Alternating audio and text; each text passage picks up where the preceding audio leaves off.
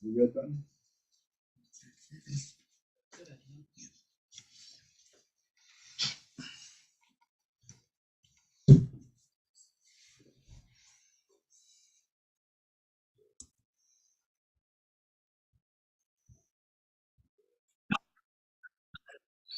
Hare Krishna. So nice to see everybody here. There's Gorni Thai Prabhu. Gorni Thai Prabhu, we've got Gorni Thai is on my right now in Gorni Thai Prabhu. It is like almost 12 o'clock at night for him. Is that right? No. He's upset with me. We got Govinda Hari Prabhu here in the room, and Sri Yoga, and Nitai Bhavana Prabhu, and then the whole half the yatra, Hungarian yatra. You should say something very sweet and nice in Hungarian, polite to them. Make them feel good. Gorni Thai Prabhu. Just a second. Hare Krishna, kedves debreceni bakták! Hiányos. Jó éjszakát, Gorni Thai Prabhu. Jó éjszakát. Küldök egy kis meleget.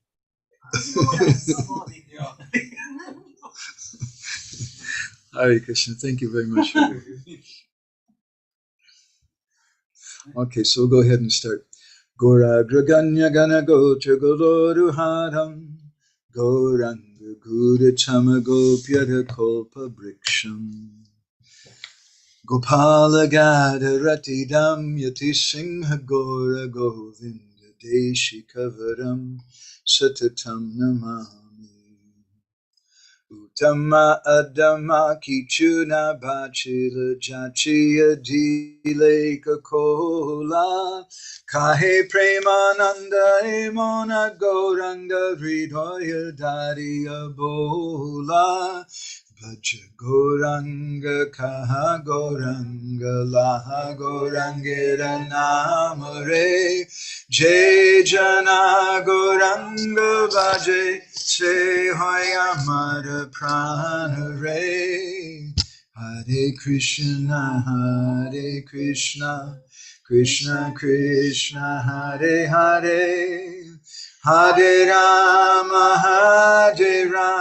Rama Rama Hare Hare Yashaiva Padambuja Bhakti Labhya Prema-bhakti-candrika Padama Pumata Tasmai Jagan Mangala Mangalaya Chaitanya Chandraya Namo Namaste Chaitanya Chandraya Namo Namaste Chaitanya Chandraya Namo Namaste Madgavirapi Gopala Sri Kuryat Kripaya Jari Tadaiva Sambhaya Pitva Risha Yustat Priya Janaha Shri Krishna Krishna Chaitanya Sasanatana Rupaka Gopala Raghunathabda Brajabala Pahiman Vanchakalpatarubhyascha Kripa Sindhubhya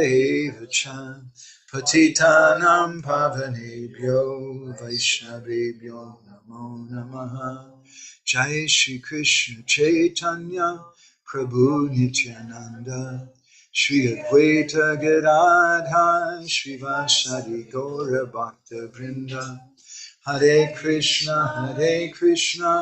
Krishna Krishna Hare Hare Hare Rama Rama Rama Hare Hare. So I want to thank everybody very much for coming today. I'm going to have to kind of pause a little bit in between each little thing that I say because Krishna Kun is translating. And it'll probably be dangerous for my life if I talk too fast.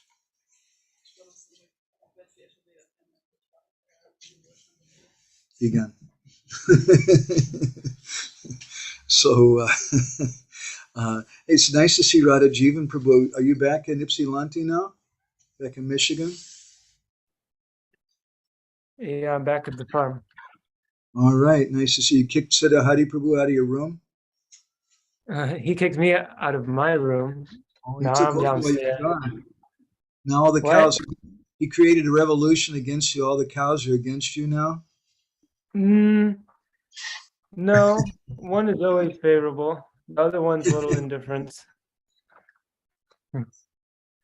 They're like a few of them. We have 3 oxen who are like 3, almost 4 years old now, and they're kind of like in their teenager phase of life where they're a little too cool for the guardians.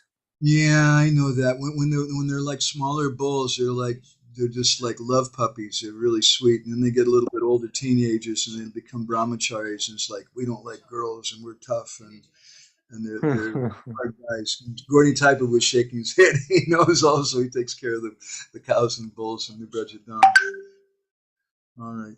Nice to see everybody here. So we have a lot of devotees with us who haven't been with us in the previous sessions.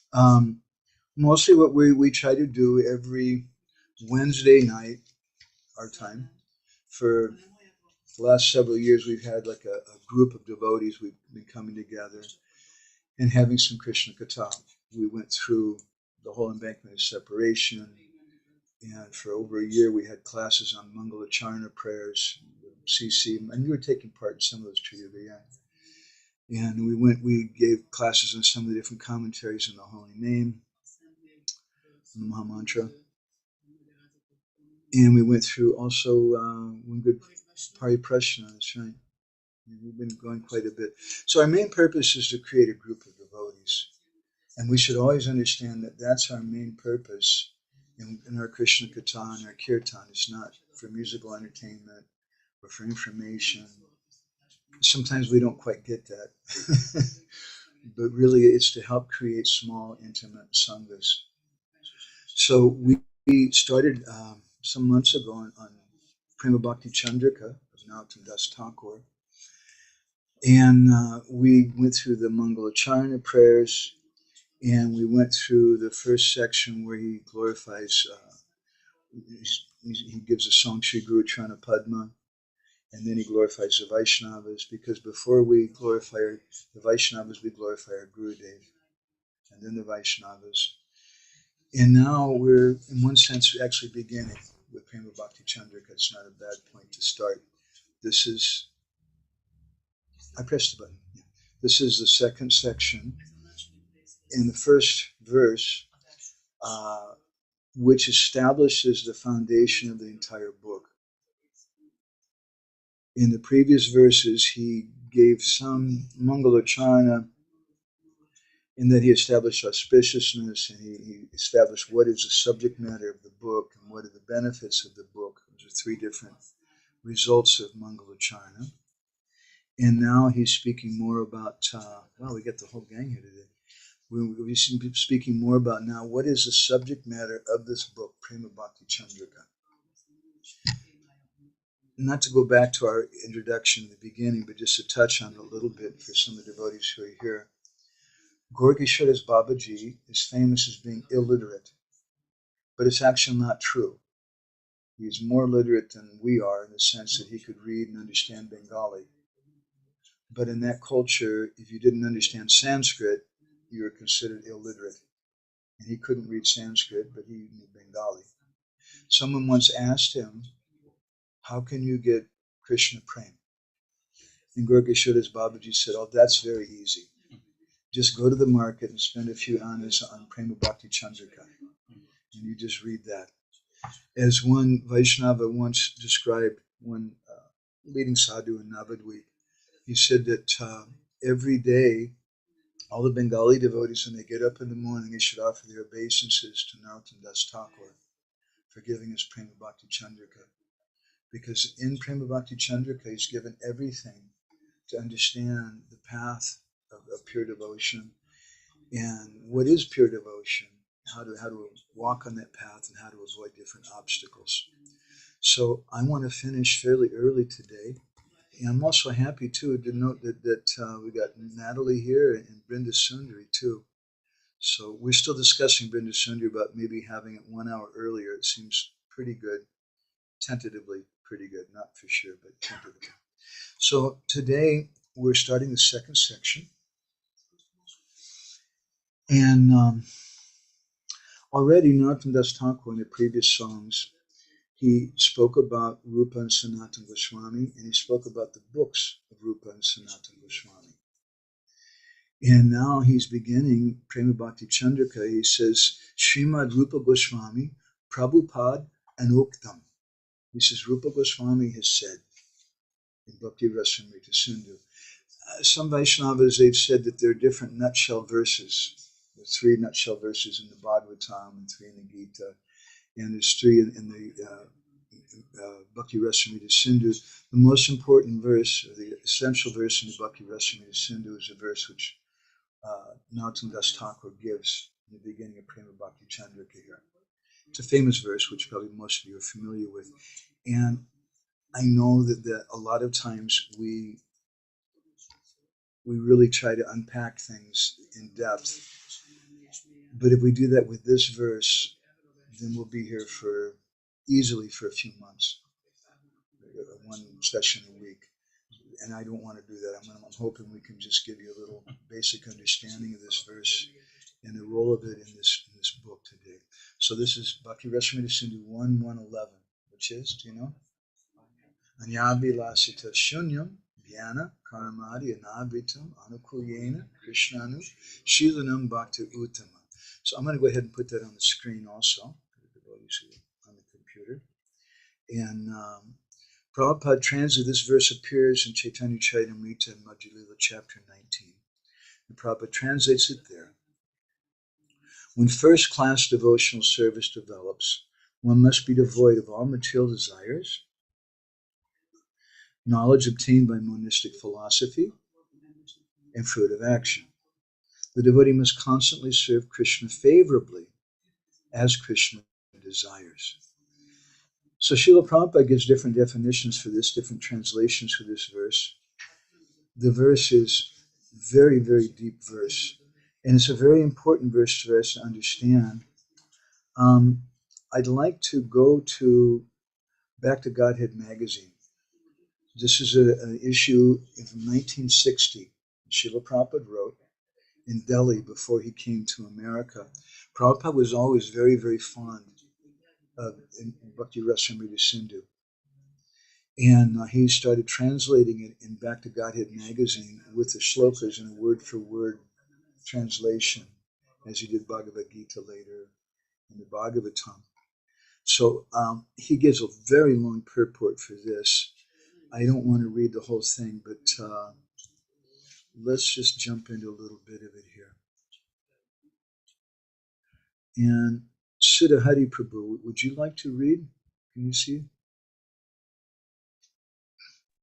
Sure, Prabhu, thank you. Sri Rupa Goswami begins with pure devotional service, and he defines in the very beginning the characteristics of unadulterated service of the Lord. In the Bhagavad Gita, it is said that 4 kinds of men who had performed pious activities in the past take to the devotional service of the Lord. Can you do they that? are the Maybe we should stop, Prabhu. You're not able to get that.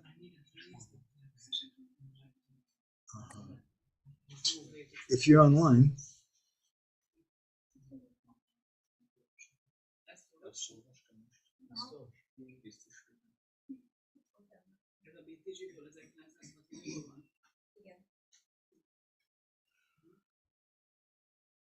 But I don't know if I started from the beginning of this either. Maybe we did.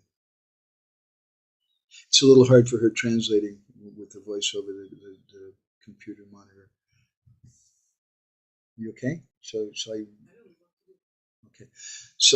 I'm sorry, Siddha Hari Prabhu. I'm just going to go ahead and just kind of paraphrase myself then.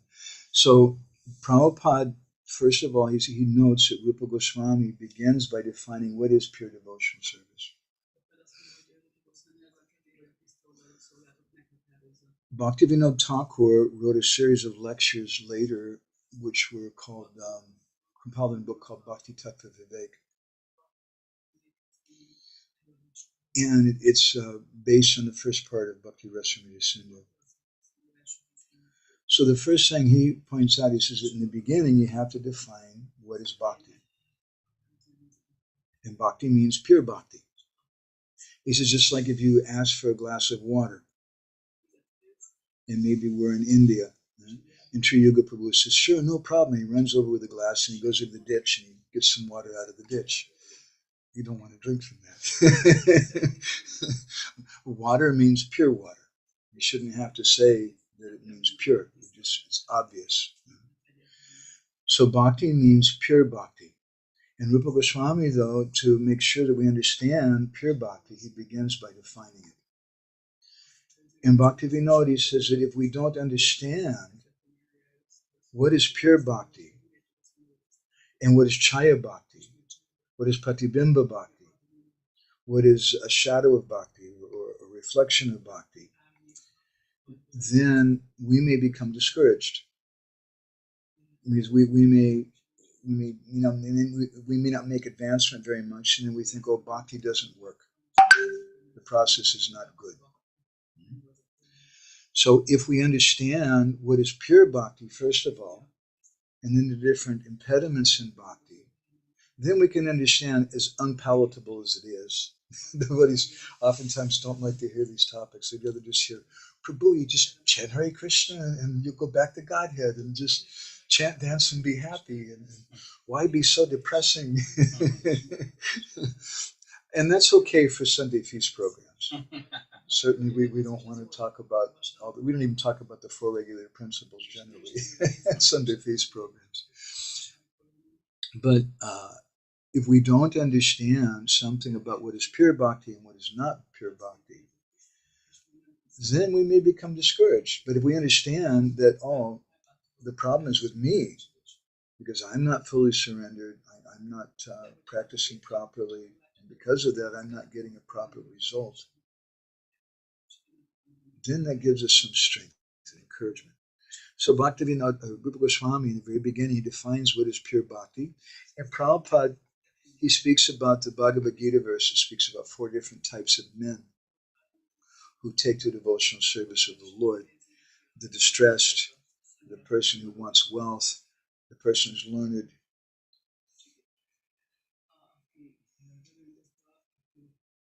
the person who's inquisitive, and the person who's inquisitive. So Prabhupada mentions, he says that, but actually none of these people are actually practicing pure devotional service, because all of them are doing it for their own personal benefit. So Rupa Goswami, in the very beginning, he wants to give us his definition. Right? And Bhaktivinoda Thakur, he gives an example of water. Water, when it's natural, in its natural position, it's wet. When it's too hot, it becomes steam. When it's very cold, it becomes ice. So the natural propensity, the natural nature of water is to be wet. In the unnatural condition, it's hard, frozen, or it's steam. So in a similar way, bhakti is a natural activity for everyone. Prabhupada, in the purport, his purport to this, he speaks about the necessity of guru 3 times. In this very first verse, I'd like to read you a little something where he says here.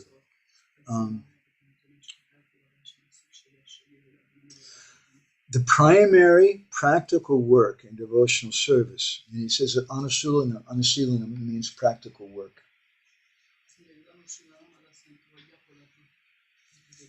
The primary practical work is to accept a practical spiritual master. That's the primary thing. Right? He says both initiator and instructor. Right?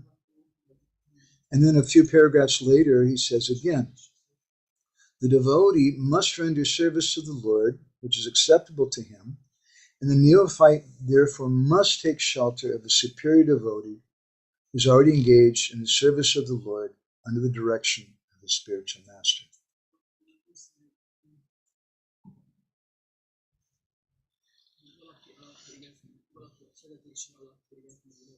Srila Bhaktisiddhanta describes in one place that unless you're on the plane, on the spiritual plane, you can't render service. And therefore, the spiritual master is a via medium between the divine and the mundane. And he's here, he accepts our service.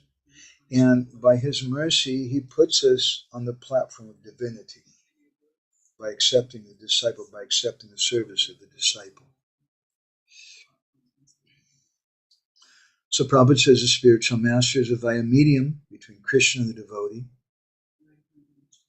The order of the Lord is transmitted to the devotee through the medium of the spiritual master.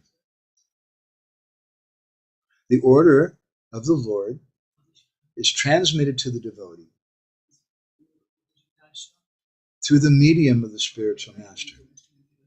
Therefore, to accept the service of a bona fide spiritual master is the first thing to be done in devotional service.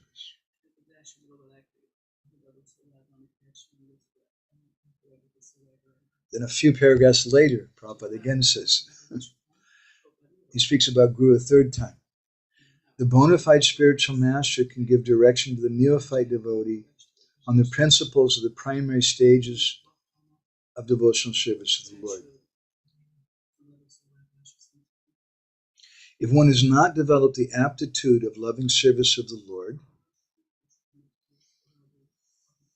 by engaging himself under the direction of the spiritual master, one cannot make any progress whatsoever. Krishna Kumar was speaking about this a few days ago, and Rupa Goswami, Vishnu Chakravarti Thakur and his Bhakti Rasamrita Sindhu Bindu, he's given both a commentary in Bhakti Rasamrita Sindhu and a Bindu, which is kind of a short, condensed version of it. He says there, he calls it Indriya Vyapara. He says that if you're performing devotional activities, but you're not doing it after initiation, then it's just the senses engaged in the sense objects. As my Guru Maharaj would sometimes ironically describe, you're chanting Hare Krishna, Hare. The syllables are there in the dictionary. But because there's no connection with Guru, then there's a difference. And the first question I asked my Guru Maharaj when I met him in Vancouver, Canada in 1994, was 1993, was what's the difference between chanting before initiation and chanting after initiation? And he liked the question. And he told me that if you chant before initiation, it's very good. You can get Dharma, Artha, Kama, and Moksha. You can go all the way up to liberation. But you can't get Krishna Prema. Krishna Prema is only available for someone who has a connection with Krishna's devotee. So this is anukulyena. Anukulyena means favorably engaged. And this is Prabhupada's purport to the word anukulyena. It means you have to be connected with Guru, with a person. Prabhupada says the same thing in Nectar Devotion. He says that from the date of initiation by the spiritual master, the connection between Krishna and a person cultivating Krishna consciousness is established. Without initiation by a bona fide spiritual master, the actual connection with Krishna consciousness is never performed.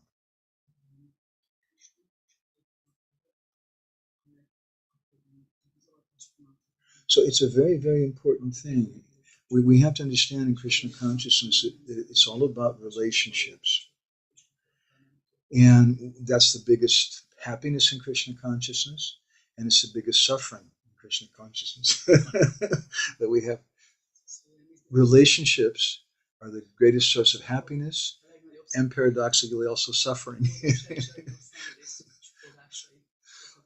So we have to be very, very careful about about our serious relationships, about our marriage, about our guru, about our close friends, about our community. One person once said that living in a community is like being married to 40 people. And you have to really be very careful who you want to have your community with. Now, I personally think part of the difficulty in our society is we haven't really thought about that seriously. And we just said, everybody's a community. And whoever comes, that's the community.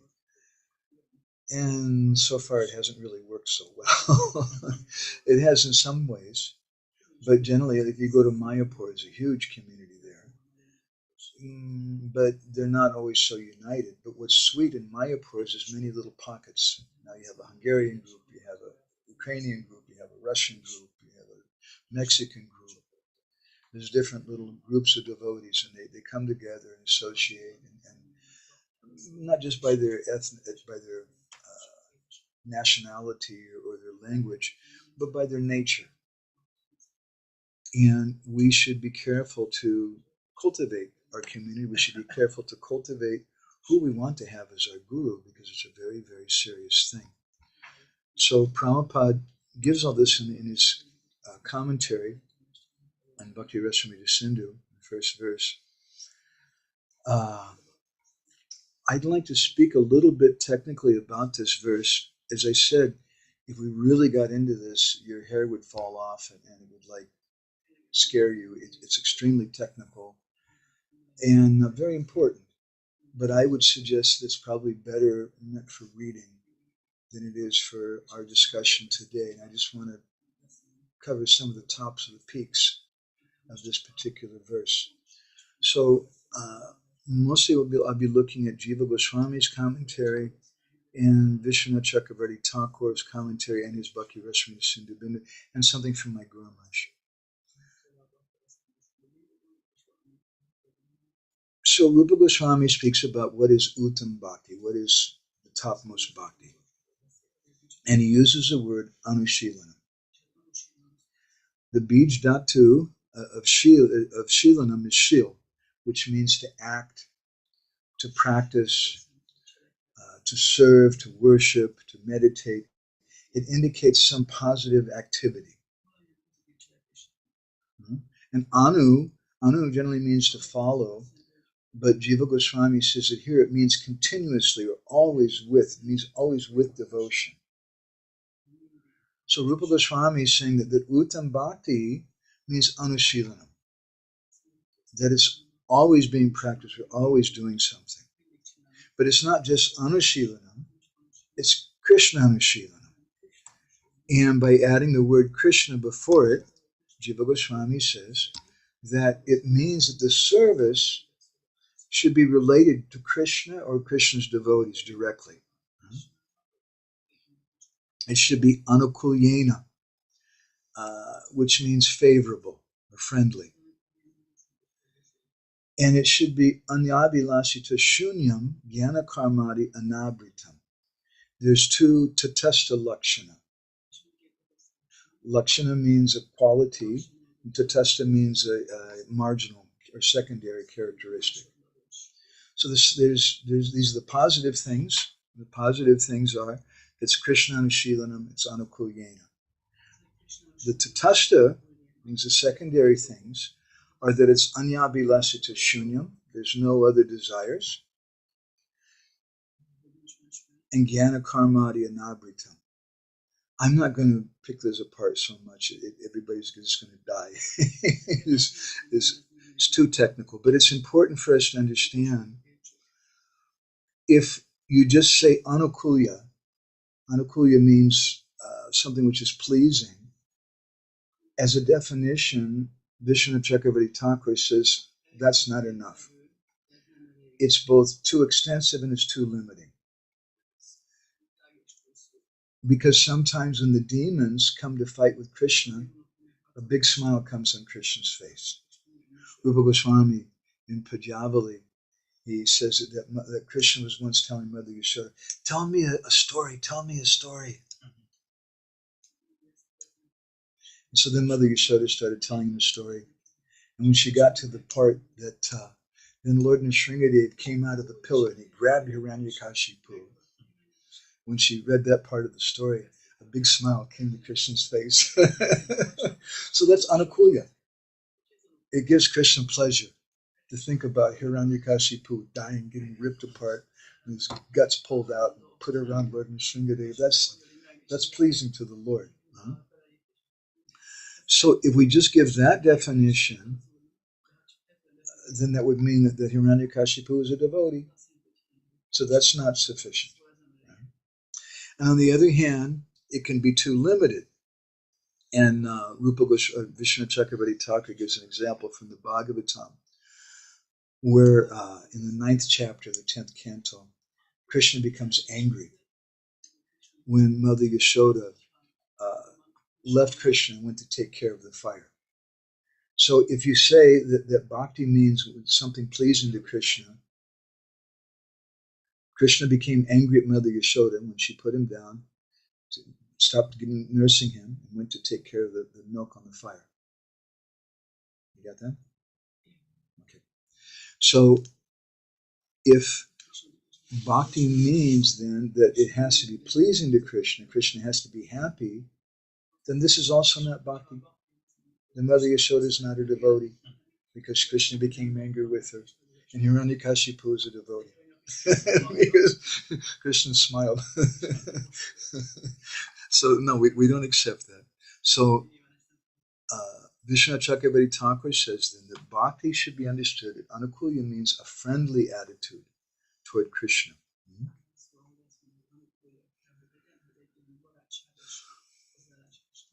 So we're going to get a little technical, but I'm going to go a little slow with it, and it's important.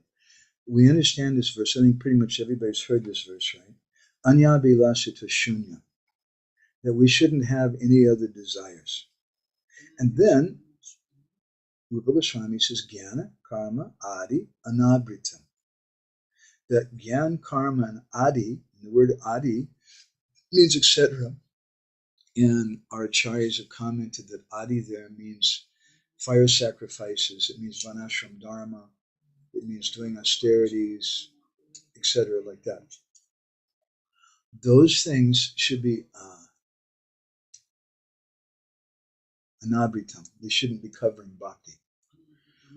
Why doesn't Rupa Goswami just say sunyatam for all of them? No gyan, no karma, no vanashram, no sunyatam. Anyabila sunyatam gyana karmadi sunyatam. There's no more nonsense.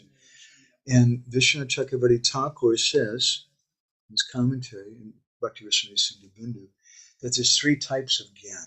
That some gyan can be beneficial, some karma can be beneficial, and we want to accept what's beneficial and what's not. And we should understand what is beneficial, what's not beneficial. Okay, it's a little technical. Just fasten your safety belt for a minute. There's a few technical terms. So Vishnu Chakravarti Thakur says there's 3 types of gyan. Tat padartha gyan, tvam padartha gyan, and jiva brahma aikya gyan. So tat padartha gyan means knowledge of understanding the Lord.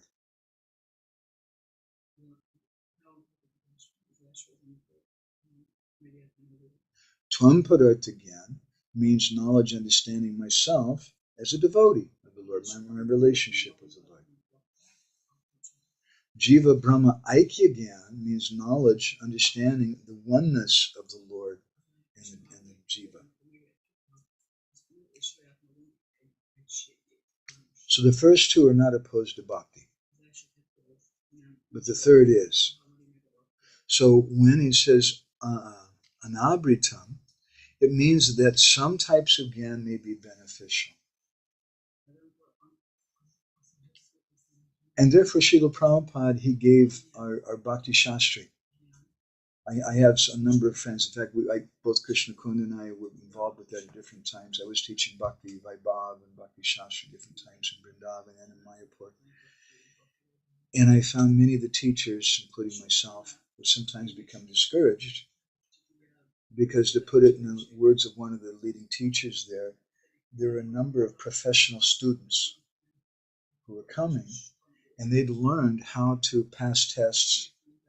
In America, we have Cliff Notes. I don't know if you have that in Hungary. They have these books when you're studying in the university, and they have it's just the notes, just the basic. You just study that, and that'll get you through. So there's certain professional students, and all they were interested in was getting a good grade on the Bhakti Shastris, and they weren't really there to get bhakti, to make advancement in a devotional way. And so sometimes for the teachers, it was a little discouraging. And that's one reason why I stopped personally, actually. Anyway, so It's not that the Bhakti Shastri course has no benefit. According to Rupa Goswami, it's very beneficial. Because if we understand Tat Padartha Gyan or Tvam Padartha Gyan, who is the Lord, what is our relationship with the Lord, that can be beneficial. It's not necessary, because bhakti is swarat. Vishwanath Chakravarti Thakur speaks about it in the Duri Kadambini. Bhakti is independent. It's not dependent on Gyan. If there's no Gyan, you can still have bhakti. If someone is blind and they can't read, they can still become a premi bhakta. It's not dependent on the amount of information, but it can help in some cases. So there's just 3 different types of Gyan. There's also 3 different types of bhakti. And Rupa Goswami and Vishwanath Chakravarti Thakur, in his explanation, gets into this. This is another very big subject. I'm just going to touch on it because you should know that these things exist in the language of my Gurus. Even maybe it's too technical and you might think, oh my God, but at least then you'll walk away and think, wow, I didn't realize bhakti was actually a very serious science. If that's all that you understand, then I'm happy today. So there's 3 types of bhakti: aropa-siddha bhakti, sanga-siddha bhakti, and svarupa-siddha bhakti. Simple phrases which we should understand. Jiva Goswami speaks about these in his Bhakti Sandarbha, and Jagadananda Pandit speaks about them in Prema-bhakti-candrika, Bhakti Vinod speaks about them in Bhakti Tattva Vivek, and Vishwanath Chakravarti Thakur speaks about them elaborately in Bhakti Rasrama Sindhu Bindu. So aropa-siddha bhakti are activities which they're not actually activities of bhakti, but they're designated as bhakti because you're offering to the Lord. I'll give you a couple of examples. If you're collecting money for book distribution, for 1%, money collection is not an anga of bhakti. Otherwise, every banker would be a premi bhakta. Right? Because they're doing so much more money work than you're doing. The activity by itself is not one of the Navavidi activities of Navavidi Bhakti. It's not Mukhya Bhakti. But it's aropa-siddha Bhakti. It's something, it's not really Bhakti, but because it's being offered to the Lord on the order of Guru, it's authorized, and therefore there's some benefit. Building a temple, doing construction work. Otherwise, every construction company, all the construction workers would be pure devotees. They'd be rolling on the ground and crying in ecstasy. Right? Just doing construction is not bhakti by itself. But when we're doing it on the order of Guru, and Jiva Goswami further explains that when we're doing it in connection with the holy name, he says in Bhakti Sandarbha that all these other activities, even Shravanam, Vishnu-smaranam, Padasevanam, Archanam, Vandanam, Dashyam, Sakyam, Atmanam, Nivedanam, all the other 8 different angas other than Kirtan, have some strength in Kali Yuga only if Kirtanakya Bhakti, they're connected with Kirtan. So the temple is a beautiful thing if we make a building and we do Kirtan in it. But if we just make a building and we don't do Kirtan, then what's going to happen?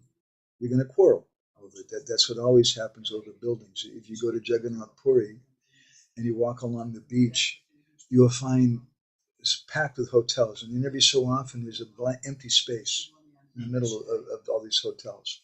Or you'll find there's another hotel which has been left vacant for 15, 20 years. They built it and it hasn't been used. So I can promise you, each one of those properties, it probably has 5 or 6 different court cases going on. People are quarreling about it because that's the nature of Kali Yuga. There's quarrel with everything. And even if you make a temple and you do deity worship even, if you're not connecting it with chanting of the holy name, then there's going to be quarrel. Even if we're doing other activities of devotional service, even we're building a temple, we're collecting money for distributing books, even we're distributing books. But if we're not also doing kirtan and going deep in our kirtan, then there'll be quarrel amongst the devotees.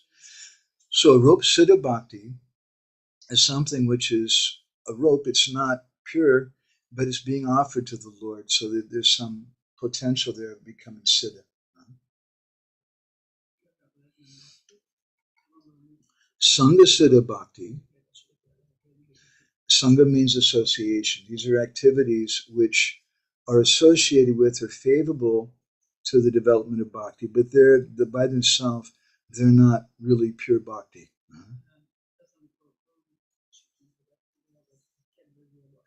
And Vishwanath Chakravarti Thakur gives an explanation in the 11th canto of the Bhagavatam, where Prabhupada Muni tells Maharaja Nemi, he says that you should be compassionate to others. You should be friendly. You should be honest.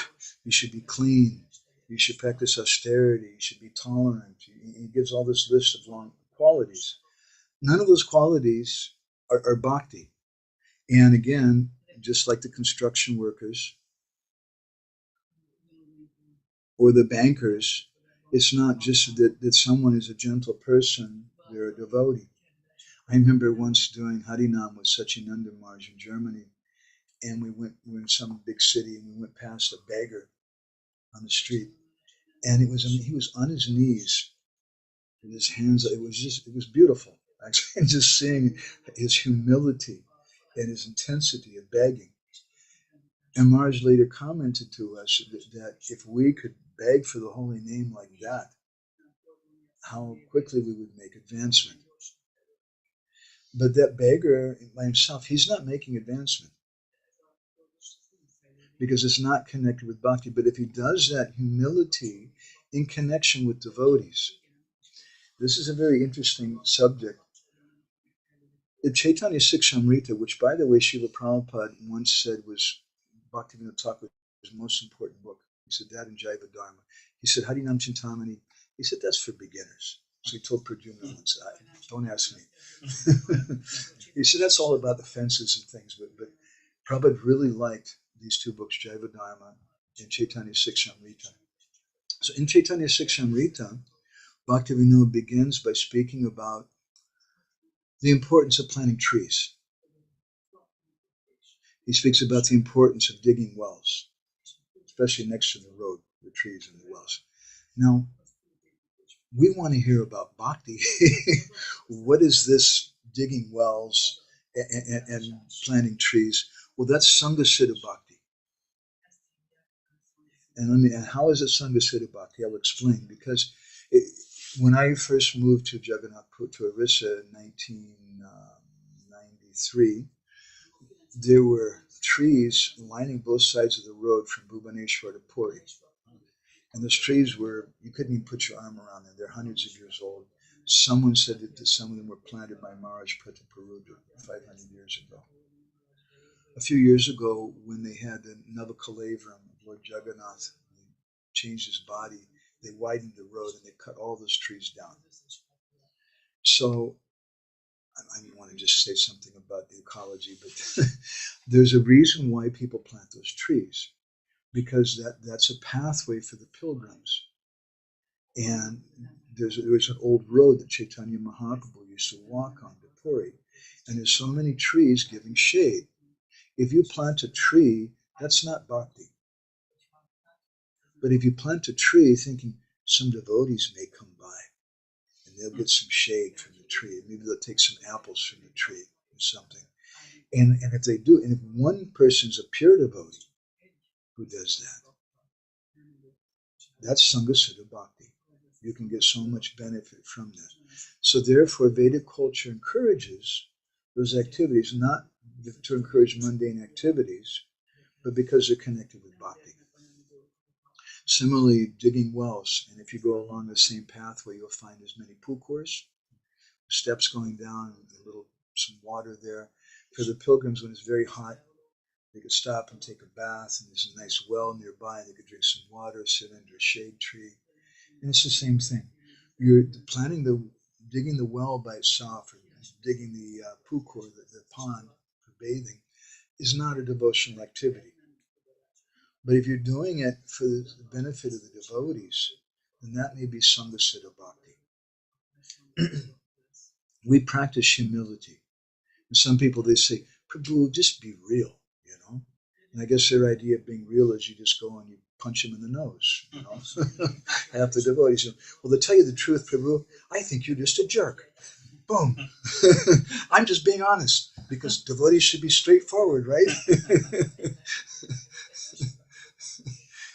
and they say, anyway, this humility, that's something which you'll progress with, and that's for advanced devotees. I'm not really humble. I should just be honest. And you can make an argument like that. But again, this is sanga-siddha bhakti. And this is the purpose of Vedic culture.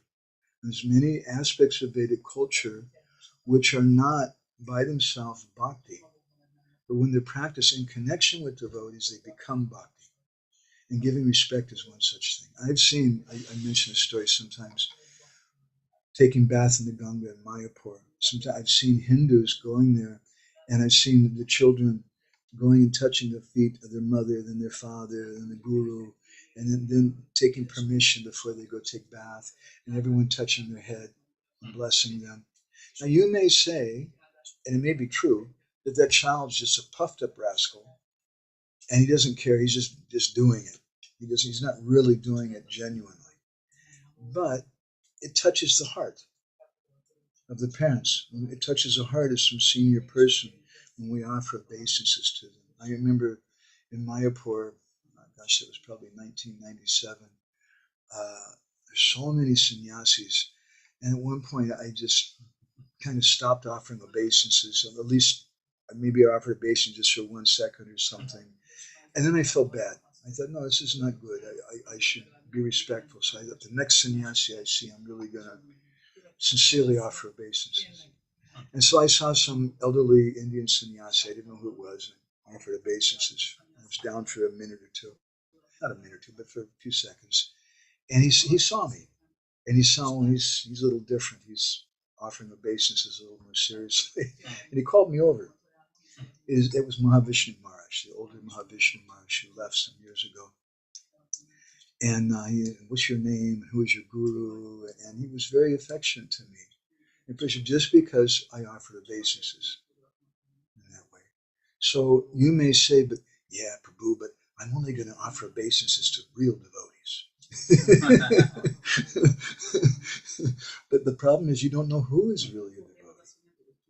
And we gave the example the other day in Govinda's. If I told you about a temple president who was stealing money from the hundi, from the deity box, could you respect them? How many? Nobody can. If I told you the same temple president was doing illicit relations with other men's wives, could you? And then I told you not only that, he was beating devotees. Not only that, sometimes he was killing cows. Not only that, he was sometimes killing devotees. Could you be respectful? Maybe not. But then I told you, actually, he's an eternal associate of the Lord. And all of his activities are part of his service to the Lord. And his name was Jaya Vijay. His Hiranyakashipu or Hiranyaksha. So from that we can understand the principle. We hate the sin, but not the sinner. And we can't tell who's who and what's what. So we should just be respectful to everyone. And with Hiranyakashipu and Hiranyaksha, we're respectful from a distance.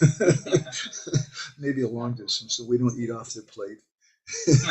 We don't go to Bhagavatam classes with them.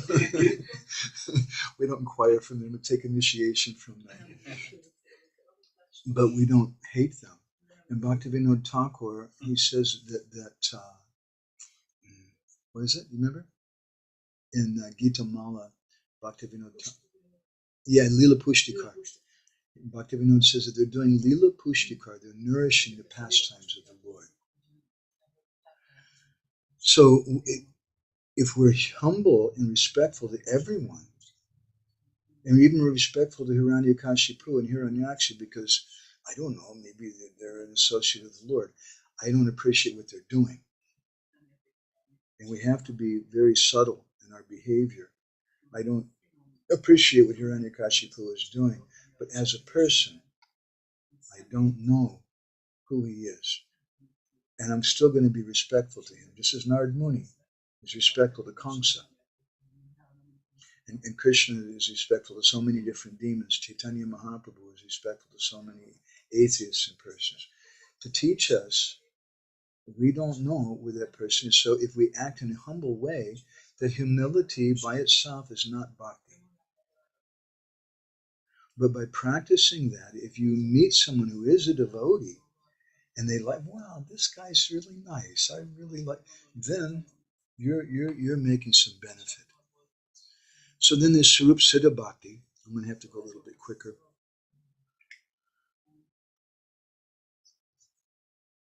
Svarupa-siddha bhakti means Shravanam Kirtanam Vishnu Smaranam Padasevam Marchanam Bandham Dashim Sakyam Atmanivedam. It's Navavidi bhakti. It means these direct, ninefold processes which if someone does, even if they don't know that it's a beneficial thing.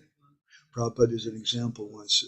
One devotee, their mother was dying, I think it was, and they went to see their mother. And their mother was a demon. She just hated the devotees. And she always had terrible things to say about the devotees. And so this devotee, my mother's dying, let me go there and do what I can. So she was there for a few days with her mother, and mother died. Just before her mother died, her last words, she looked at her daughter in kind of an angry, arrogant way. She said, so, where's your Krishna now? And she left her body.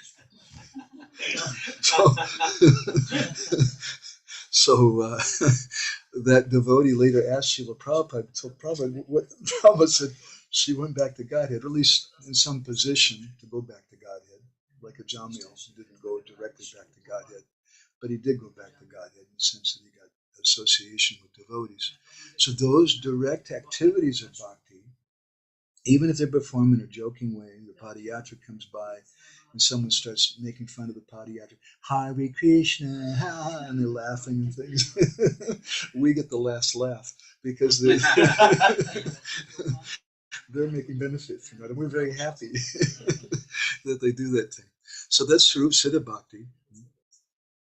And the Anyabhilasita Shunya verse is speaking about indicating all three. We should understand these things and what is uttam bhakti. And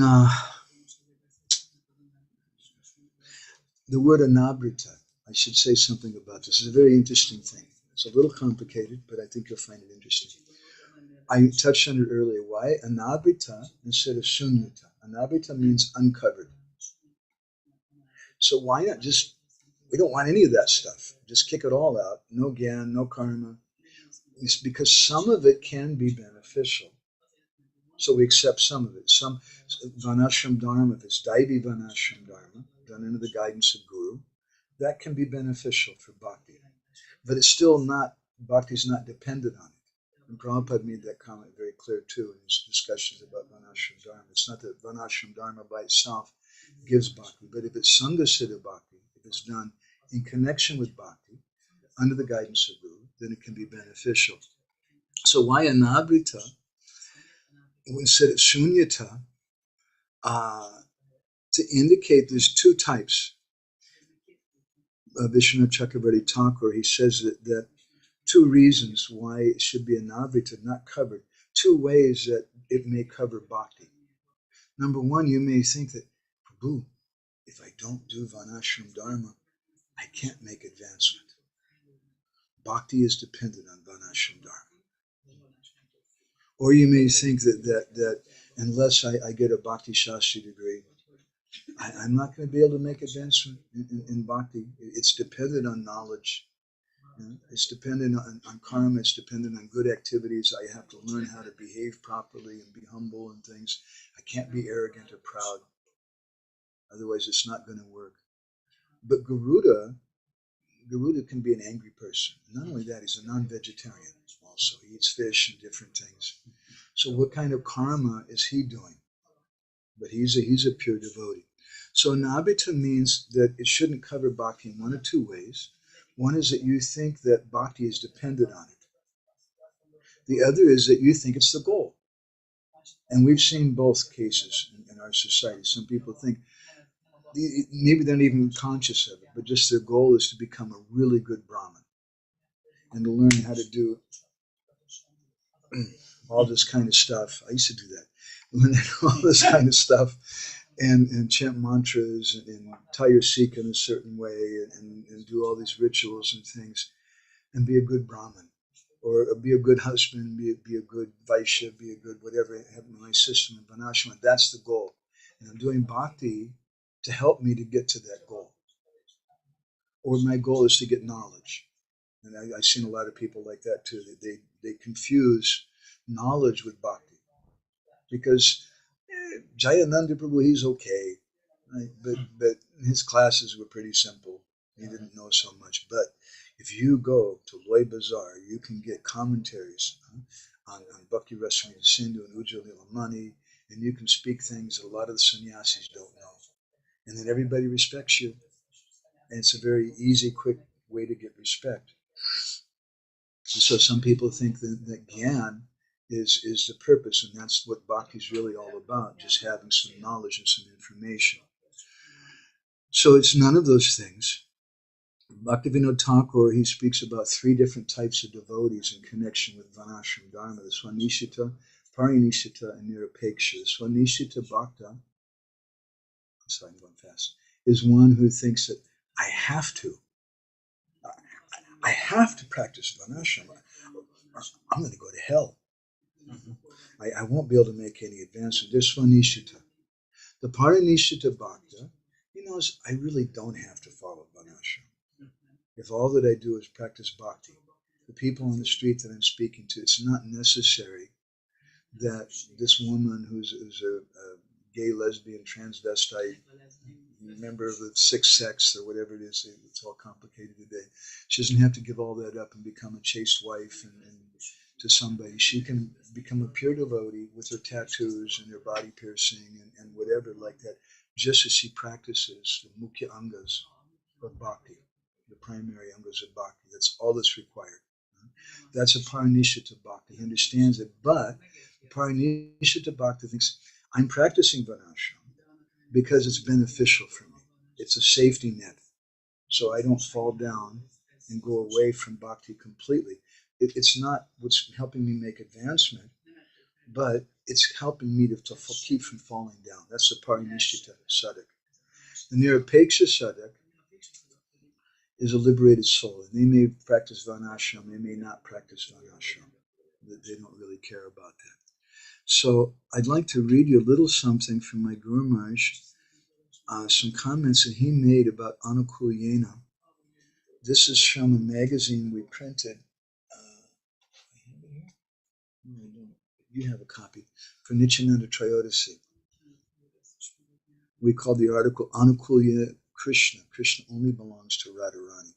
And he gives a really, really amazing description, the meaning of anukulyena-krsnanu. So we're not going to read all of that, just a little bit, because I want to try to finish in the next 20 minutes or so, including our discussion, so I'm a little rushed.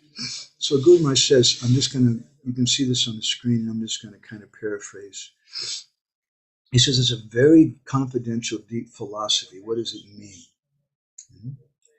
And he goes to this verse from Srinath Chakravarti Thakur's Chaitanya Mata Manjusa, this Mangalacharna verse, Aradhya Bhagavan Braje Satanayasta Dhamma Vrindavanam, that Krishna is the son of the king of Braj, is the best. Vrindavan is the best, and the best way of worshiping him is the mood of the gopis in Vrindavan. So that's anukulyena. And the gopis of Braj, they're anukulya-krsnanu-silanam. They're the perfect example of anukulya because their activity is only for the pleasure and happiness of Krishna. It's not for anyone else. So my Guru Maharaj comments, this word anukula, in English you'd say it's an adjective to Krishna. So the Acharyas say there's a deep purport to the phrase anukula Krishna. It means Radharani's Krishna. In the ultimate sense. Anukula means favorable. Who's the most favorable is Radharani. So this verse, Rupa Goswami's packed so much meaning up into it. And Guru Maharaj, I don't know where he got this conception from, but you can't argue with it. It makes sense. Anukula, the most favorable is Radharani. So Anukula Krishna refers to Radharani's Krishna, not Chandravali's Krishna. Radharani's Krishna, not the Krishna belonging to Rukmini or Satyabhama, or the queens of Dwarka, but Radharani's Krishna. And Gour speaks about different divisions of gopis and how Srimati Radharani is the topmost. And he sings this beautiful song. I'm just flipping past all this from Bhaktivinoda Thakur, Satakoti Gopi Madhava Man, Rakiti Nari Kori Jatan, Binu Gite Daki Radhakanam. You know what? Would you like to hear the sound of Krishna's flute, Andy? Would you like to know what Krishna's flute sounds like? So Bhaktivinoda describes it. Eso Radhi Dako Isham. Krishna's flute's going Radhe, Radhe, Radhe. That's the sound that Krishna's making with his flute. And there's millions of ladies, Satakoti Gopi Madhava Man, who are trying to please Krishna, but they're not able to do that. Only Srimati Radharani is able to do that. And this is Krishnanu-silanam. So I'm going to stop there, and I have a feeling that our Leela Purushottam is going to get unhappy with me because he likes this kind of subject matters, but it's too bad. We have a lot to digest. We went through a lot of things today. Leela Purushottam, yeah, I can put these quotes into our WhatsApp group very happily. So we have a few who's with us today online. Brenda Sundari, I think you have to go. You have to take care of your kids, something you said. Do you have any reflections you'd like to share? Anything you're taking away with today? Nice to see you again, by the way, too. Yes, good to be here. No, I've just been absorbing everything, appreciating that with the point that you made that just like, well, I think you're referring to Prabhupada saying that water means pure water, and bhakti means pure. So just meditating on that point, and I appreciate all the elaboration coming from that point that you've just been speaking about. Yeah, I mean, I remembered, I'll give you an insight into the dirty nature of my heart. When I first moved into the temple, I was living in a cave in a mountain in Arizona because I wanted to find spiritual life, and I was trying to chant.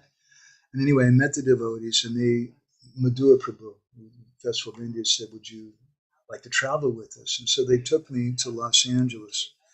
And he said, so here's the Bhakti program, and you can meet these devotees. And I remember thinking, I'd like to meet some devotees who want to watch movies, and who like girlfriends, and who like some rock music. And all these pure devotees, these guys are too much. Let's be honest, I remember thinking that at the time. So maybe not as gross as that, hopefully. But I think a lot of us sometimes we're practicing bhakti in that kind of way. We just want to find some devotees that we're comfortable with, who also like to go shopping or like to buy stuff and whatever, and watch movies and do whatever we're comfortable with. And we're thinking, this is bhakti, and don't harass me and try to tell me it's not bhakti. But bhakti means pure bhakti.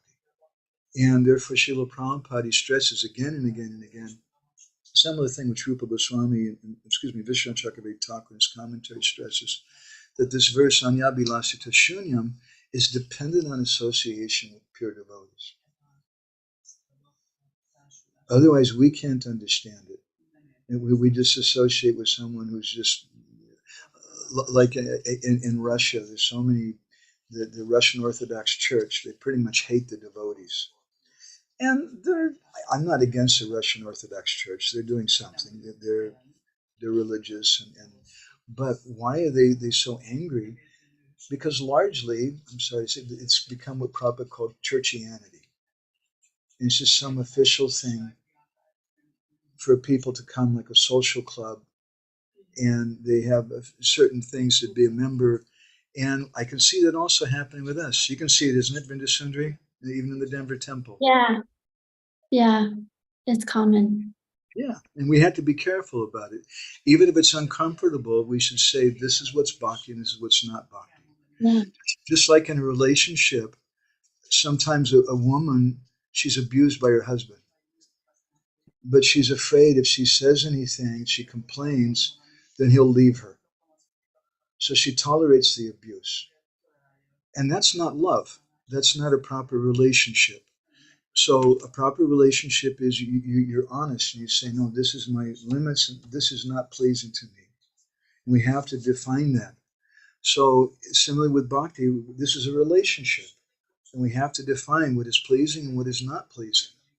And then we can know. And then the husband will know, well, gosh, I'm really a rough guy and I'm angry. I shout at her sometimes. I punch the wall and this and that. But I'm just an animal and I should get it together. At least he should know the beginning of our health is we know we're sick.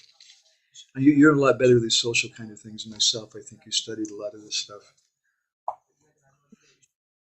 I was just thinking that it's so important that we're just honest about what's pure bhakti and what's not, because otherwise what happens is then in the name of the mission, we're actually watering things down or we're muddling things up.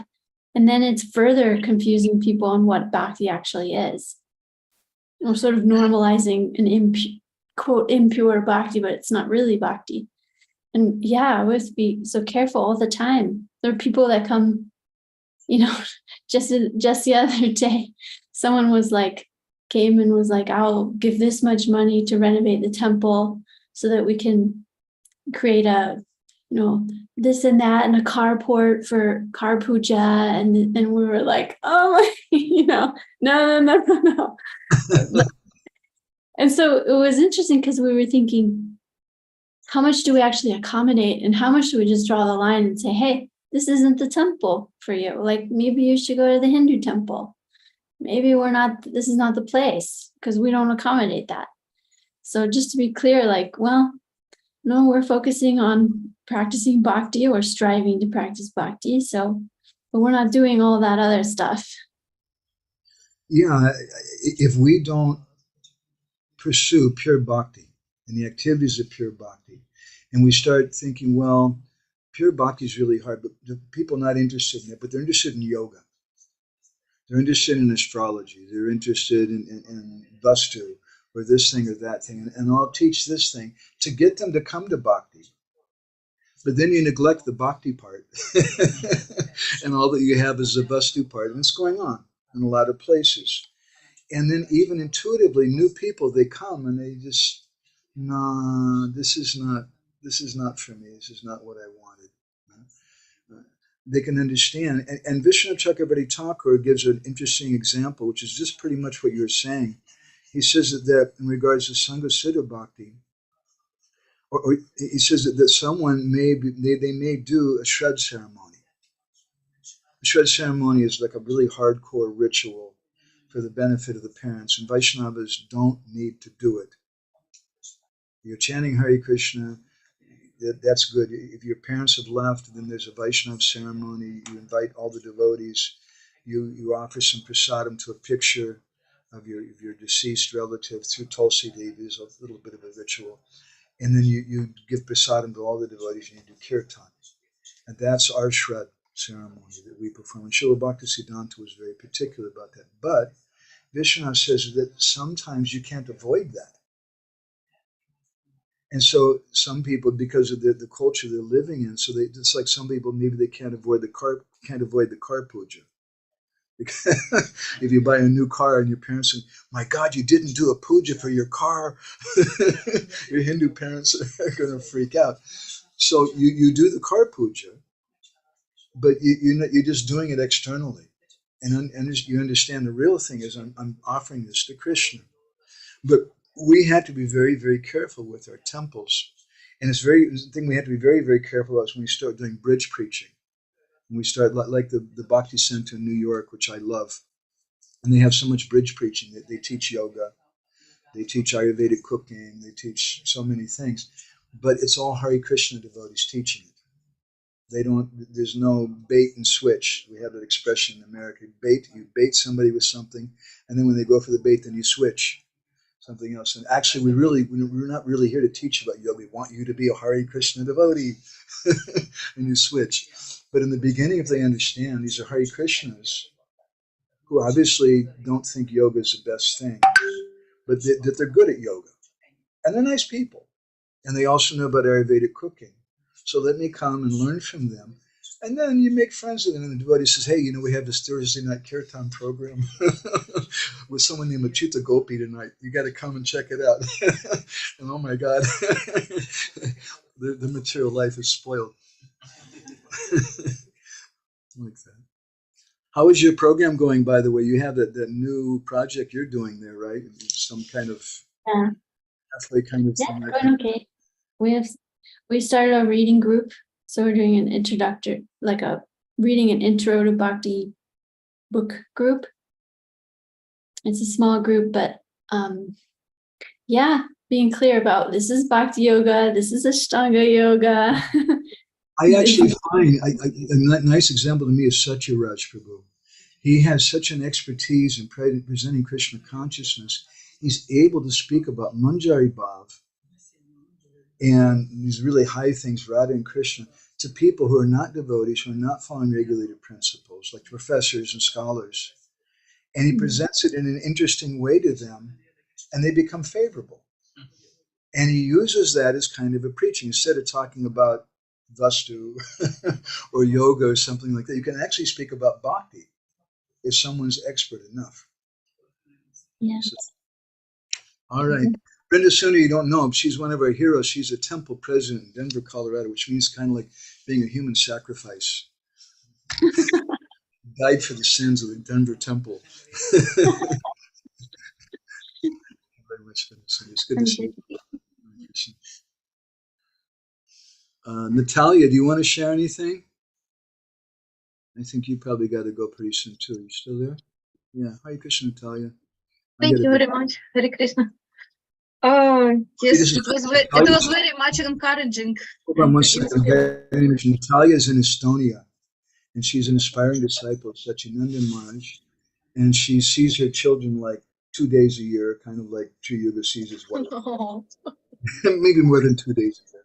She's always traveling and doing different services and things, and she's a wonderful devotee, helping so many people. Anyway, go ahead, Natalia. Oh, okay. Thank you very much. It was something which I needed to hear today. It was inspiring and encouraging. It is such a long way with so many things to achieve still. And also I can confirm, I mean, from if there is kirtan and some wishes really to satisfy Krishna and Guru, then there are almost no quarrels. And if yes, so I've seen so many situations in different countries, in different temples. It is such a big difference of feeling of the situation when it is done purely for Krishna, and when there is something wrong. Who knows? Nobody knows what is wrong, but something is wrong. Yes. I've seen amongst the managers, especially at big meetings. My God, the managers start quarreling with each other. I've seen quarrels about money, the devotees. I've seen quarrels even in the kitchen. I've seen quarrels even in the altar. But I've never seen a quarrel in the kirtan. That's a good point. Yes, and I didn't hear what was it about queens of Dwaraka. Is it pure? Do they have pure bhakti also? Anukulyena? No, there's 3 different types of rati Guru Maharaj speaks about. And there's Sadharani rati, Samanjasa rati, and Samartha rati. And Sadharani, or common rati, is what Kubja has. Sadharani, Samartha, sorry, Samanjasa. Samanjasa is what the queens of Dwarka have. It's better. And Samartha is the best. That's what the gopis and Radharani have. And that's anukulyena-krsnanu-silanam. Okay, thank you. Okay, thank you. I forgot to somebody else who needs to speak, because there right now it is 10. No, it's 6. It's 11 o'clock at night right now for Gorni Tai Prabhu. Gorni Tai Prabhu, you want to share anything? He could speak in Hungarian, but you'd have to translate in English for the devotees. What should he do?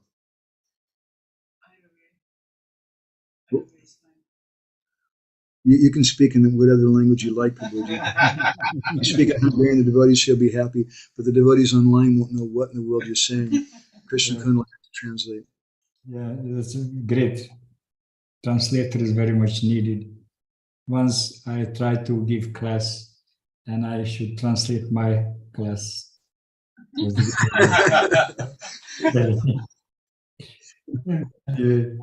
So yes, thank you very much for this elaboration, this realization which you give. And just I started to read Srila Maharaj's last book, and in the introduction he gives a nice understanding what is realization. And maybe I will send it later, but I see that you heartfully understand that that things that you don't deviate from the topic, but still you are giving so nicely your words, your thought, that it's very easily understandable, and you are very flexible. And immediately someone has some difficult to understand, immediately helps the devotee. So it's really kind from you that you give your scholarship in such a way that practically I don't feel that you are a very great learned person. You are a good friend, and you try to share everything. So that's very much. Thank you very much. I'm a useless scholar. I'm a useless devotee. That's the truth. Thank you, Gaunitai Prabhu. I want to go a little quick. I want to share one story, which may be very good, very harsh, very strong, but very good example how important for Krishna and for Prabhupada is pure bhakti. So just yesterday, I was on the Harinam Sankirtan and Niranjana Maharaj, and then he stopped and he spoke about book distribution, because Vijay Prabhu was also present. And then Vijay Prabhu told a story. No, it was Niranjana Maharaj told a story what happened in Kherson, which is affected by war. So there is a nice group of devotees who are cooking a lot of food for life program. They are cooking in a pool, and then when they finish the cook, they have regular place to distribute that food. So one day they also did like that, and then they went out from their place where they cook. Then they realized that they have no proper books with them. They forgot. And then they started to discuss what to do. Go back, or just, okay, we are this food distributors, so it's a very good service, so we have to continue. And then later someone convinced that, okay, without proper books, we don't go out. So they went back and they took the book and they went to the place where they are supposed to distribute prasadam. And what happened a few minutes before, when they ultimately arrived, some big bomb, just that place destroyed. So you can imagine, if they are not going back to Prabhupada books, they are there. So of course Prabhupada protected the devotees, but I see that was a chance that not to be protected. If they don't go back to Prabhupada books, maybe we don't know what happened. But so book distribution is spreading the pure bhakti. Prabhupada books are about the pure bhakti, and of course food for life is very, very, very important. We cannot really glorify what, but that shows a little difference between the two also. So that I would like to share. Let me comment about that, because I said something that book distribution by itself is not bhakti. And it's a fact. You can hire a professional company to distribute books. And it doesn't mean that they're going to get bhakti just by doing that. Srila Prabhupada even told the devotees, he said, it's not enough to see distribute the books, you should also read the books. You should understand the books. And if we understand Srila Prabhupada's desire, then that's the best service, because we're trying to please Srila Prabhupada in the best way. That's Sudha Bhakti. But if someone just wants to sell books, there's so many booksellers in the world, and even they may be selling Prabhupada's books or something, unless they open the book, unless they understand something what the book is about, their benefit, maybe some tiny benefit is there, but it's not directly bhakti. That was my point in that. But that's a wonderful story from Niranjan Maharaj. Thank you very much. I really appreciate that. And I'm worried about you, Prabhuji. Govinda Hari Prabhu, he'll listen to you. Come here. Tell him he has to take rest. Na, pihenned kell, Gaur Prabhu, azt mondják, Hare Krishna. Jó? Okay. Jó? Hallgassánk. Jó? Okay. Hare Krishna. Govinda Hari Prabhu is one of the senior devotees here in Hungary. I'm good old friends with Gaur-Nitai Prabhu. It's nice seeing you guys together. Thank you, Gaur-Nitai Prabhu. Please go take rest. 11 o'clock at night, it's crazy. Okay, let's see who else is here. How about Radha Jivan Prabhu? Do you have anything you want to share? We haven't seen you in so long. Haribo, it's nice to be back. Siddha was wondering- is not giving you back your room, huh? No, he stole it from me, and he won't give it back. So I moved downstairs, starting to smear some poop on the wall on these walls as well. Yeah. I didn't say it looks about the same. I can't tell the difference from here. Good to see you. My question is actually related to Go Seva, and you were bringing out the definition of aropa-siddha bhakti, and I was wondering if Go Seva fits underneath that definition, because it's certainly not svarupa-siddha bhakti. Well, Go Seva is mentioned by Krishna in different places, but Go Seva can be done in different ways. And we know you must be familiar with different, what do you call them in America, places, sanctuaries, animal sanctuaries, where they just take care of cows. And that's a pious thing. That's a good thing. Better than that, there's some Hindus. And the Hindus, they worship the cow maybe, because the cow is a very pious creature. But we're not like the sanctuaries. Our Go Seva is not like that of the sanctuaries. Our Go Seva is not like that of the Hindus either. Our Go Seva is Sudha Bhakti. We're doing it because Go Seva means Vrindavan, because Krishna loves Vrindavan. And Krishna loves the cows. And we're serving the cows because it gives Krishna so much happiness. That's why we're serving the cows. Is that helpful? That's helpful. And I have another thing related to that. I was in conversation with Lokaram Prabhu, and the topics of, the different angas of bhakti that Rupa Goswami gives and BRS came up. And I remember there's a verse, Vyavahareshu Sarveshu Yavadartanu Vartita Hari Vasara Samano Datriyasvatari Gauravam. I've read somewhere from Hari Parsha Prabhu a long time back, so it's fuzzy in my mind. He said in the translation it says, worshipping Amalaki and the Ashwata tree and other items. And he said within this spectrum of other items lays Go Seva. So I was wondering if you have any insight on that, or what your opinion is. Well, it depends on how we're doing Go Seva, just like planting trees, you mentioned. And I think we should encourage everybody to plant trees. I'd like to be, I was planting trees in the forest in Oregon before I became a devotee. I like working with the forest. I mean, it's a very pious thing. We should encourage that.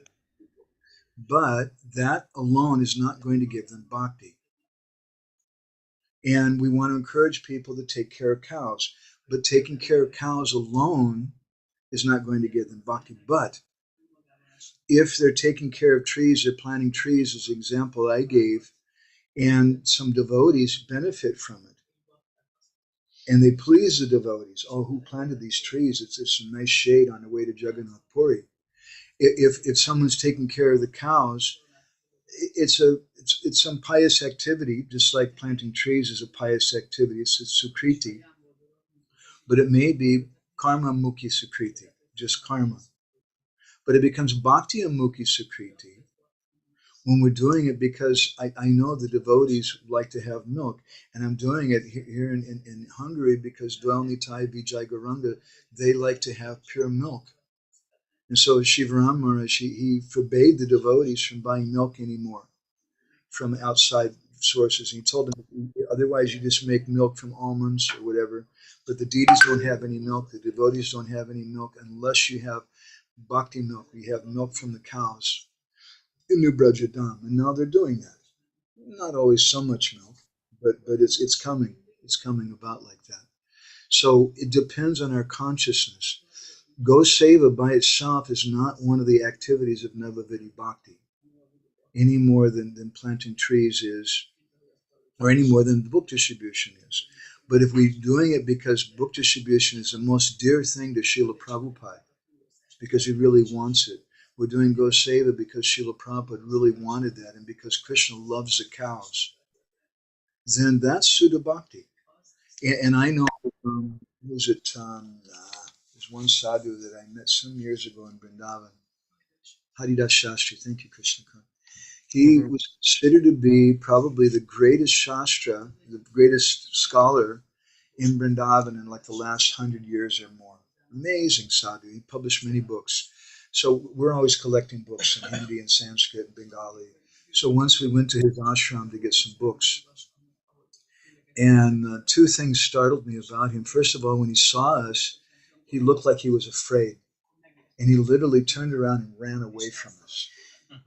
It was not like any other sadhu that I'd seen before. Most sadhus, they're happy to see you, and they're very happy if you give some donation, especially. But he didn't want anything to do with us. He just ran away because he wanted to do his bhajan. He didn't want outside curious people just coming and asking questions and bring him. Second thing that was interesting about him, I heard from some of his devotees there, that his activity, especially at the end of his life, he was one of the greatest scholars. But what would he do all day long? He'd brush the cows and shovel gobar and feed the cows. And he was just doing Goseva constantly. But his Goseva was not done like a Hindu, not done for some piety or done because these are nice animals and we should be vegan or something. But his Goseva was done because this is Krishna Seva, because he loves Vrindavan. So that's my understanding of Goseva. We should, in the line of our Goswamis, we don't want to have Hindu Goseva or just Ahimsa Goseva, but we want to have Bhakti Goseva, and especially Braj Bhakti Goseva. Is that helpful? Yeah, thank you. Looks like you smeared some of the gobar on your face, huh, for your tilak? It's got Radhakund tilak on. Okay, now we're going to hear from Siddha Hari Prabhu. Actually, first let me hear from Jai Gour. Jai Gour, you have anything you want to share? Because I want to ask Siddha Hari after you, if you've been behaving nicely. Depends on if I have any comments that please him. Yeah, Prabhu, it was really nice. Katha. Let's see, I had some notes here. Where is it? Oh, I really, I appreciated the point you made earlier in the Katha that Krishna Prema is only available to one who has a relationship with Krishna's devotee. And I was kind of thinking in that, here, let me turn my,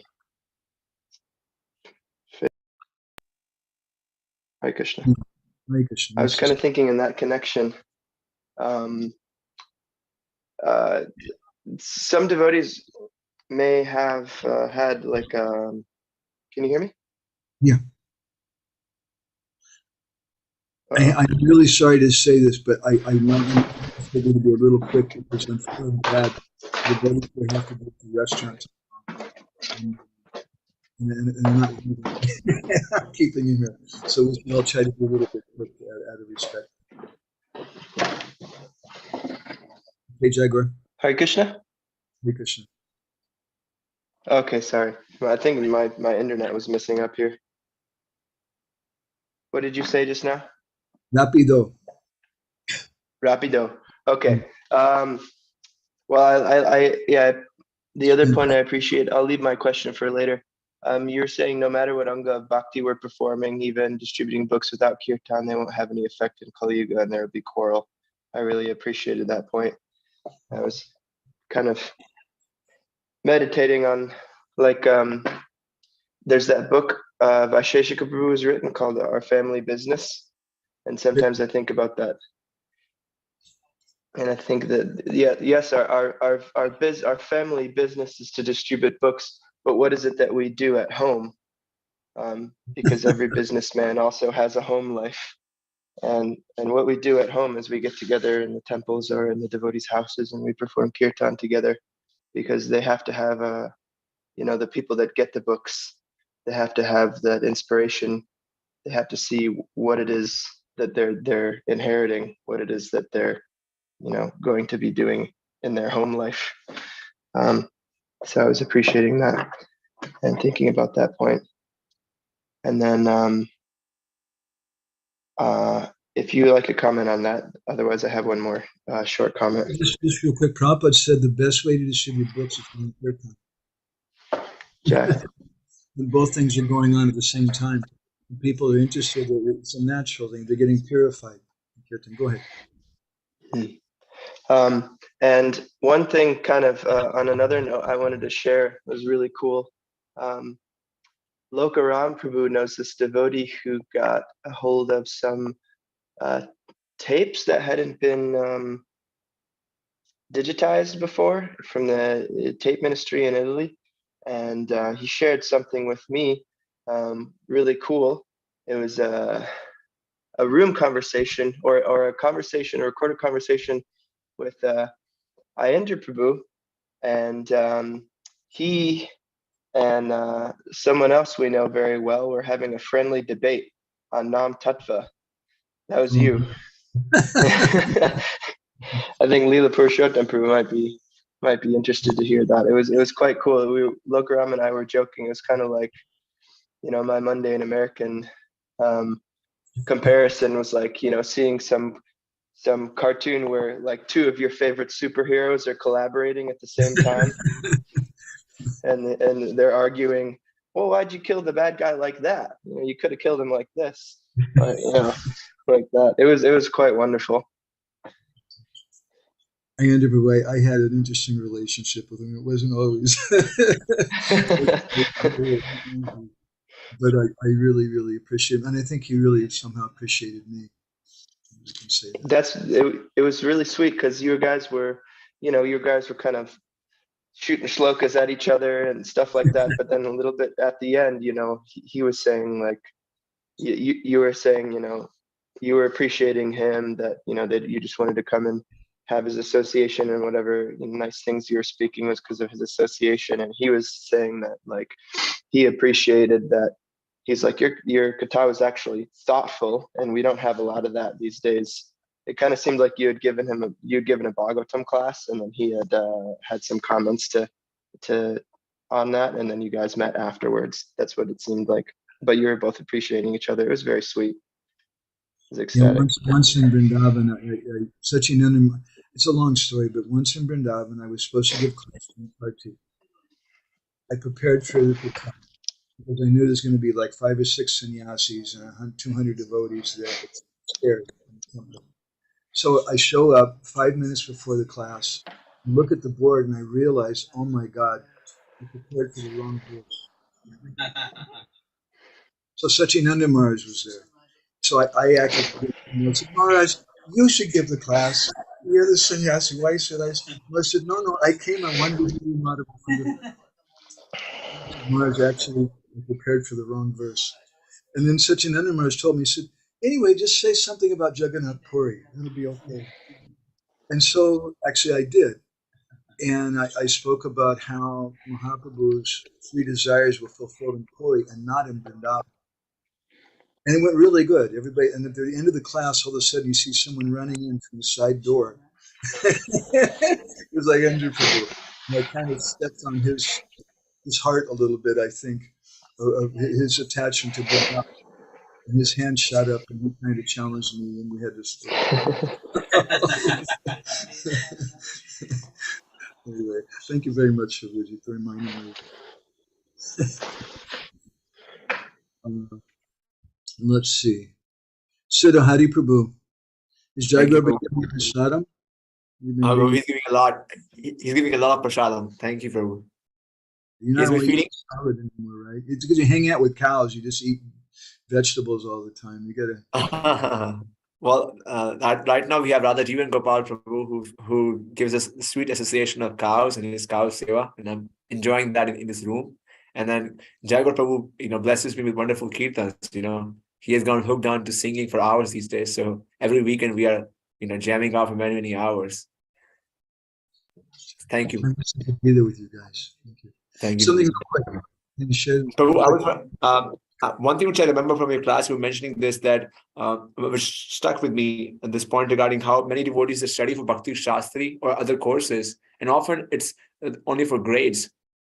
And I had that experience a couple of times in the last few years, because right now there's this craze in our society for taking degrees and certificates. But I've often noticed that it's only for getting, some grades or certification. And there's hardly a desire to really understand the tattva. And so one can be even doing Bhakti Shastri, but not really studying about Bhakti. It's just be a Shastri. Studying the Gita, but not really studying the Gita. So it speaks to the point that, how one has to have a clear intention when one is studying doing any kind of service. And Krishna says that in Bhagavad Gita a number of times, that if one wants to reap the benefit of Bhakti, one should do it with intention. That's something which I take from your class today. Thank you. I also, even with Bhakti Shastras, someone may be studying and they may know all the Bhakti Shastras, but if you can't talk to the devotees who are there, if you don't understand the heart of who you're speaking to, then how is that Bhakti either? It just may be just some verbal masturbation, excuse me, Hare Krishna. You just going on and on and on just to give yourself some pleasure. Because I know so much Bhakti Shastri and whatever, and I impress everybody. But everybody's like, oh my God, when is this going to finish? and they don't relate to it. So it's really, Bhakti means that we understand Krishna's devotees and we speak to them in a loving way and not just try to insist that we have some information. Okay, thank you, Prabhu. Gornitai Prabhu, nice point. Gornitai Prabhu says, realization means, personal realization does not mean that one should, out of vanity, attempt to show off one's own learning by trying to surpass the previous acharyas. He must have full confidence in the previous acharya. At the same time, he must realize the subject matter so nicely that he can present it in the particular circumstances, as Prabhupada's purport in the first canto. Thank you, Prabhuji. That's perfect. And let's see, who else? Hari Chandra Prabhu. Can you share something with us? And then Leela Purushottam, and I think that's it. And maybe some of the devotees here in the room if you want to, but I'm a little nervous because we're keeping them up late. Hari Chandra Prabhu, do you have anything you want to share? Hare Krishna, I'm wondering about the point of prasadam, that this topic is important for me because we are distributing prasadam here. And in one of Krishna Kathamrita, you means that one sinner, two sinners honored one prasad only taken in their life only one time, and they was liberated. I think that it was they were liberated, and the tiger who ate them. Yeah. I'm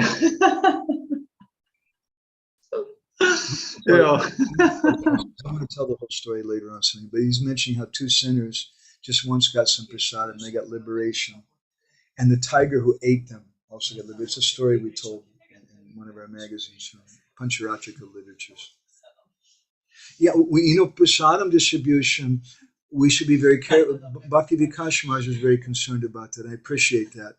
That oftentimes in our society, it becomes degraded to vegetarian food distribution or just doing some goodwill and giving food to other people. We have to be very conscious that we're doing this for Krishna. It's not, you could just become a vegetarian restaurant and try to have nice food and everything to people, but we have to be very conscious. This is service to Guru, for Prabhupada. This is for Krishna. And we want to distribute prasadam. And we want to not just distribute prasadam, but we want to have the books there also, so people can understand something about who we are.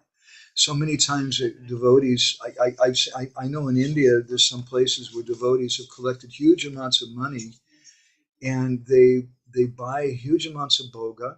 They hire some outside people who are not devotees. They cook that food, and I think that there's some devotee who comes and they have a picture or something, and they offer it to the picture, and then they distribute 10,000 plates of prasadam, what they call prasadam, to school children, and they get a lot of money. And it's some good PR. People appreciate, they clap their hands, but it's something. They offered it to some kind of a picture, but it's not the same as when Srila Prabhupada was cooking personally for Krishna with love and ringing the bell and bowing down and offering that with love and devotion, serving out the devotees. It's not the same. We don't want to discourage it. Personally, I think we should not discourage any kind of welfare activity, any kind of pious activity. But is that really the Hare Krishna movement? And I don't think so. There's a lot of other groups who distribute free food and whatever. We can do that too. We're here to distribute Krishna prasadam. Does that make things a little more clear? Okay. I'm sorry, I'm going to rush. I'm going to ask Leela Purushottam if we have anything. Otherwise, the devotees here, if you need to go, you have to take some prasadam before you go, though. Krishna, I'm sure they know that. Yeah, well, I won't make it long. I'm sorry, I went too long today. Go ahead, Leela. Well, no, I may not take the time to the devotees. Okay, I will just ask one thing. If you could still a little more explain what's the distinction between aropa-siddha and sanga-siddha bhakti? Like to. Okay, so the difference between aropa-siddha bhakti and sanga-siddha bhakti. Sanga-siddha bhakti, there's some perfection in it because it's connected with bhakti. Yeah. Aropa-siddha bhakti is something we're offering it to Krishna, but it's not actually. It's just something in our mind we're attributing to the Lord, and there's some benefit in there. But it's not the same. It's not. I would say sanga-siddha bhakti in general is a more pure kind of bhakti. The sanga-siddha bhakti, especially, maybe bhakti that we're performing with so many other different desires and so many ideas. But if we're doing it under the order and the guidance of a sadhu, then we're having some sangha, some association with his pure bhakti. Whereas aropa-siddha bhakti is not, it's something, it's speculative. And even we see sometimes devotees that they decide for themselves, well, I remember when I was a new devotee, I was such an idiot. I already mentioned when I first joined, I'm still an idiot. But I remember at one point someone gave me a little deity of Garuda. And I'd been a devotee for 2 weeks or something. And I thought, yeah, I'm very sophisticated now. I have my own particular kind of bhakti. I'm into Garuda bhakti. And I was a devotee. Nobody else has a devotee of Garuda. I'm different. I'm unique because I wanted to be my own person. But that's speculative on my own part. That is one kind of aropa-siddha bhakti. It's not authorized. It's maybe that's not the best example in the world because Garuda is a devotee. I was thinking in my mind, would it include these? You sometimes quote these verses. I believe they're from 11th canto. The offering of our sins. Yeah. Would that be like includable in, if such words exist, into the aropa-siddha bhakti? Yeah, any kind of bhakti, Vishnu Chakravarti Thakur explains, that's mixed with karma. It's sakama bhakti, saguna bhakti, some personal desires. Without bhakti being there, that karma doesn't give any fruit. So understanding that, some people, they offer their duties for the satisfaction of the Lord, that he may fulfill their desires. And so those activities are not really svarupa-siddha bhakti, but because they're offering the fruit to the Lord, that's a type of bhakti. Their motivation is that they want to try to please the Lord. So they're already doing a thing. They have a business and making some money. They want to make money for their family anyway, but they decide, well, let me give something also for Govinda's restaurant. Let me give something for the devotees here. That's very good. It's not karmarpana. It's not just karma yoga. It's something more than that, because they're doing it for the temple. But because it's mixed with their own desire, if you tell them, well, if you really want to please us, you should just quit your job. That's what Gorkeshwar Babaji said. Just quit your job and shave your head and move into the temple and just practice bhakti full time. No, I can't do that, because I have to have the job for myself. So it's not exactly karmarpana. It's something better than that. But that's aropa-siddha. Is that helpful? Yeah. So because the activities they're doing, that there's some sense of bhakti within that activity. Mhm. So the essence of the difference between the two would be that the aropa-siddha doesn't have to have any contact with the, say, pure devotional agent, and Right. sanga-siddha bhakti would be that there must be connection to. Right. And so sanga-siddha bhakti, Vishwanath says, he gives examples, like I said, Prabhupada Muni and Maharaj Nimi, about how you should be honest and friendly and clean and tolerant and all these good kind of qualities, but not because those things are not going to give benefit on their own. They're like assistants to bhakti. And if someone comes into contact with a pure devotee, sanga-siddha, then that's bhakti. When they are in the connection with the bhakti, then they can be considered bhakti. That would be okay. Or even in the sense that if they do it, that I'm practicing humility because I'm really a puffed up jerk, but I'm just really trying to be humble because maybe who knows, Sri Yuga might actually be a pure devotee, and if I'm humble and respectful to him, then maybe he'll give me his blessing. If we do it with that kind of attitude, that I'll get some benefit from someone, it's good. Sri Yuga is the devotee. Govinda Hari Prabhu. Okay. So I want to stop here with all you guys. Anybody here in the room want to say anything, especially Govinda Hari Prabhu or Nitai Bhavana or Sri Yuga? I know you guys got to go, and I don't want to hold you up. And we have something I also want to share for all the devotees online too,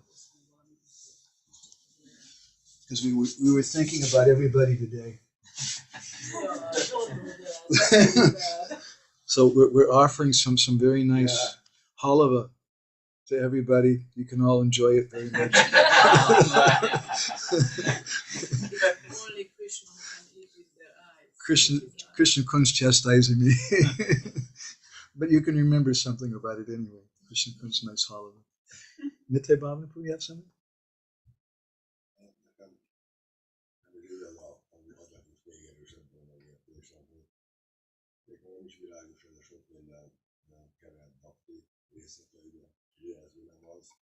So he's speaking in Hungarian. Krishna Kun's going to translate. Why don't you come a little closer over here, Krishna Kun? Gorni Taiprabhu is finally taking rest. That's good. Our last session, it was like 1 o'clock in the morning before we finished something. I'm going to flip the camera around so they can see Nitai Bhavana. Whoops, what happened?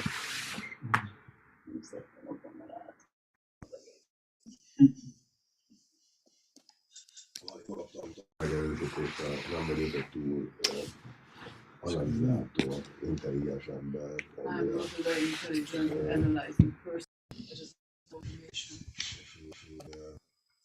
Részt tesz megérteni, hogy In milyen fajta details kevert to understand these odaadások vannak. different types of. Ez néha úgy támpol, ezt nem nagyon This is not megérteni. very attractive for me. De hogy nagyon szeretnék megkapni olyan bakták társaságát, ami tiszta bakta. But I would really like to receive association with those who are actually pure devotees. És én azt gondolom, hogy ez egyre erősebb. And I feel that Ez a vágy. desire is more and more, stronger and stronger. Mert úgy félek, hogyha ez nincs, But I'm afraid that if this is not there, akkor nagy veszélybe kerülök. I will be in great danger. Szóval igazából azt érzem, hogy, és tartok attól, hogy még mindig hatással, hiába a sok idő, még mindig hatással van rám sok kevert odaadás. So, but my concern is that even that it's been quite a long time, this different types of mixed devotion, they are still affecting me. And I see that that's great danger. És ez most egy kérdés, hogy esetleg ez azt jelenti, hogy akkor ez bennem még nagyon ott van. És azért tartok ettől. Igen. So does this mean that I'm afraid because these mixed devotion, mixed types of devotion are still very much prominent in me? Without a doubt, those mixed types of devotions are still very present in us. Ez kétségtelen, hogy ez bennünk vannak még ezek a kevert odaadások. This is not just an individual problem, but it's a social problem. Ez nem csak egy egyéni probléma, ez egy szociális probléma. If you make a policy in Debrecen that only pure devotees can give class, Hogyha olyan lesz a politika Debrecenben, hogy csak tiszta bakták adhatnak. Govinda Hari Prabhu may be the only one, maybe true. Lehet, hogy Govinda Hari Prabhu csak Let's ask Govinda, if they make a rule, only pure devotees can give class, will you give class, Govinda Hari? So then, let's just close down the Hare Krishna movement. But in the third canto of the Bhagavatam, we find a verse with some hope. Lord Kapila says, Satam prasanga mama viryasam vido, that we should have prasanga. And what is the meaning of prasanga?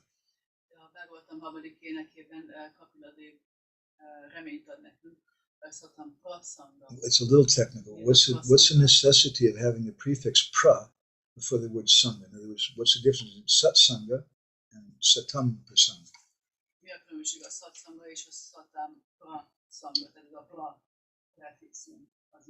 So satsanga, Vishnu says, means you should be honest. Take care of your family, pay your bills, get up from Mangal Artik, take bath, don't argue with the person in charge. But prasanga, pra means something more. It means that we want to have Krishna Katha.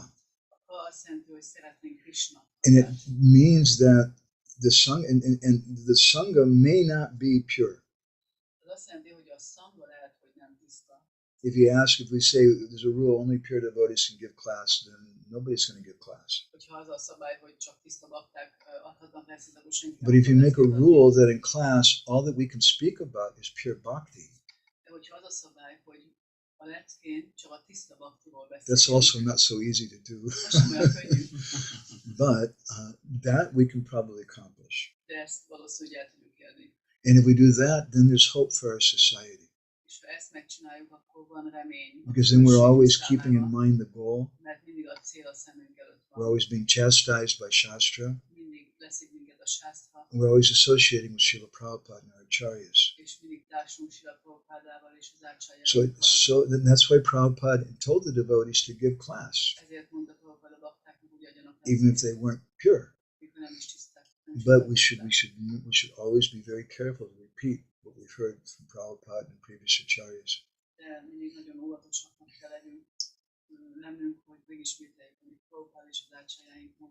Jó? It's about how much Hungarian I know. Anybody else have anything? Govinda Hari Prabhu? I'm going to turn the camera again so you can see. It's much better looking at Govinda Hari than looking at me. Hare Krishna. Mondom magyarul jó is. Köszönöm szépen, hogy el kell ítélnünk a bűnt, beszélt a Prabhu erről. You have to condemn the sin. De nem azt, aki bűnös, és az nagyon megfogott. Mert sajnos a neveltetésünk olyan, hogy ezt a kettőt nagyon egybe tudjuk mosni. Because unfortunately our upbringing is such that these two kind of merge in us. Szóval könnyen elítélünk egy személyt azért, mert nem helyesen viselkedik. It's very easy for us to judge and condemn someone for inappropriate behavior.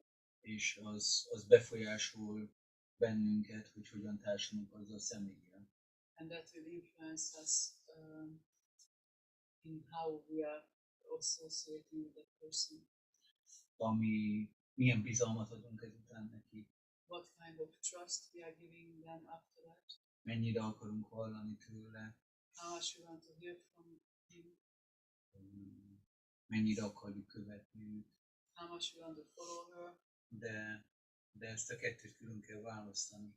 But these two need to be separated. És ez nagyon, nagyon fontos, hogy ezt tudjuk gyakorolni. It's very important that we can practice this. És azt hiszem, lesz lehetőségünk gyakorolni az életbe, Krishna ezt elrendezi nekünk. And I think that we will have the opportunity to practice this. Krishna will arrange that. Szóval mindig lesznek olyan helyzetek, ahol valaki nem megfelelően viselkedik. There will always be situations where somebody doesn't behave properly. De hogy mi hogyan tudjuk annak ellenére látni, hogy ő egy bakta, Krishnának a baktája. But how can we still see that he's a devotee of Krishna? És ez egy nagy kihívás. It's a big challenge. Azt hiszem, hát az én életemben. At least for me. Szóval az biztos, de hogy ez egy nagyon szép tanítás, amit így próbálok magamba szívni, és akkor ezt magammal vinni. But this is a very nice teaching that I will try to absorb, imbibe, and take with me. Szóval köszönöm szépen. So I was just appreciating Prabhuji's comment about how we have to separate the sin and the sinner, and how can we do that? How can we see that? One way is we can think about Srila Prabhupada, because Srila Prabhupada definitely distinguished between the sin and the sinners. And sadhus and our Gurudev have done that with us. If Gurudev and the sadhus insisted that we're perfect, there would be no movement. We have to learn to love people for their good qualities and overlook their bad things.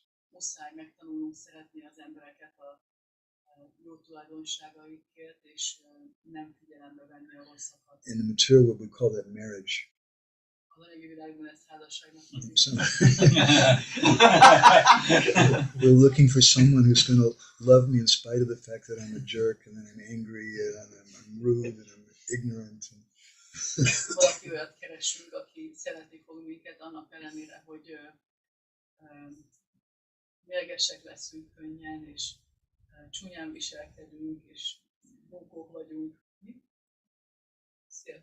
And the person who can do that, we love that person.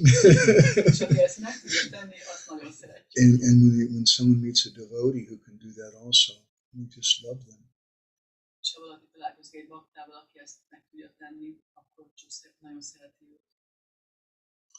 And there can be a lot to be said about that. Gaur-Nitai Prabhu is still around somehow. I don't see him, but he wrote something. Let's see.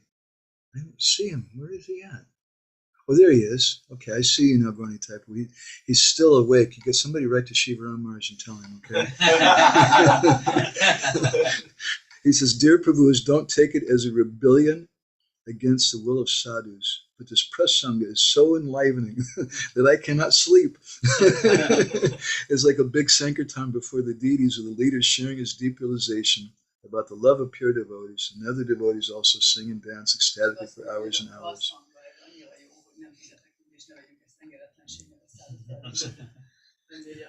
So this meeting is a kirtan mela, an endless kirtan mela. Every devotee gives so nicely what's in their heart. Thank you. Well, we're all doing some prasanga seva because we're having association with Vani Thai Prabhu in his heart. So that's how we have some. And that's why in our sanghas, if we're always strict, we should always be strict. Please don't just have what they call instagosis and talk about money and rules and problems. It'll just destroy the society. Goshi means a group. Ishta Goshi means a group which is based around the Ishta Dev, or the deity. It was started in the time of Srila Bhakti-siddhanta. And devotees would come together and they would read and discuss philosophy. And maybe some practical things also. He was going to quote this or that. But there should always be some kirtan and some kirtan. Otherwise, well, what's the hope? We're all so different. How are we going to get along? Okay, Tri Yoga, you want to add anything? Yeah. You do? Okay. Here's Tri Yoga. Tri Yoga is one of the best preachers in Hungary. He's really famous. Probably he's going to be a future spiritual master in Hungary someday. There he is in the background hiding away.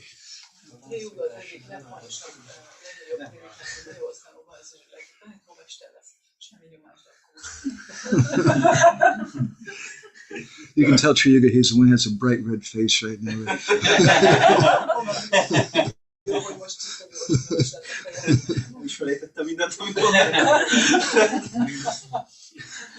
He said that he forgot everything he wanted to say.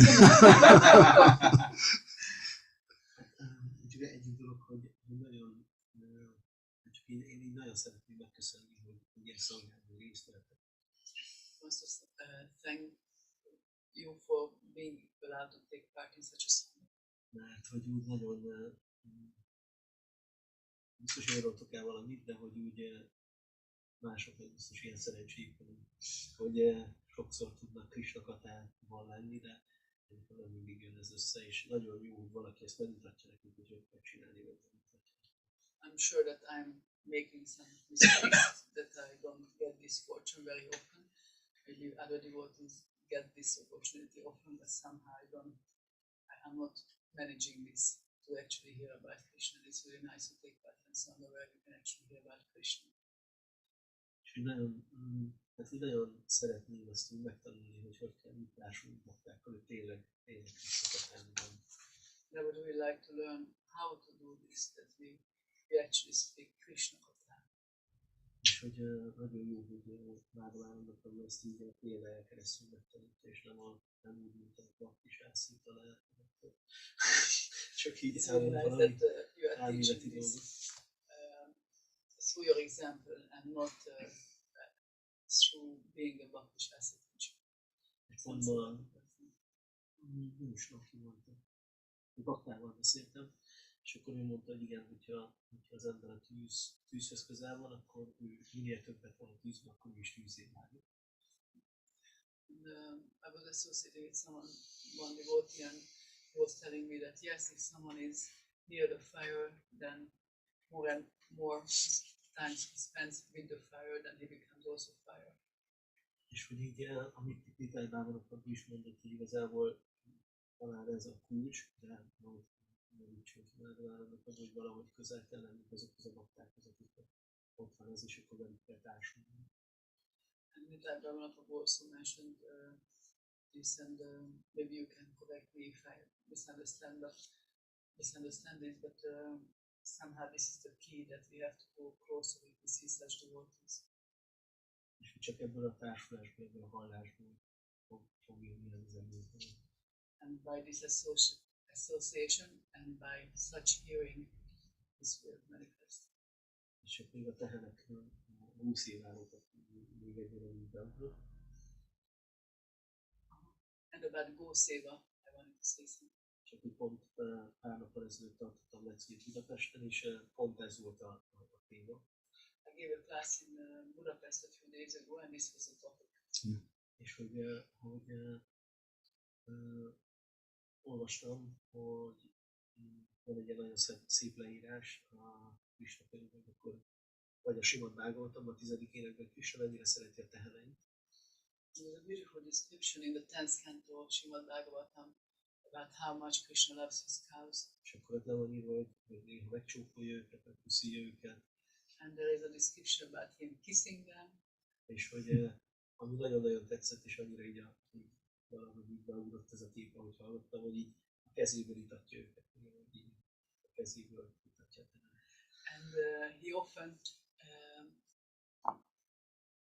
makes them drink from his palms. Fortunate cows. És akkor csak az jutott eszembe, hogy igen, hogyha így szolgáljuk a teheneket, hogy Krishnának ők nagyon kedvesek. And I was just remembering that yes, if we serve the cows in this way, that they are very dear to Krishna. Akkor az tényleg igazi Gour Seva.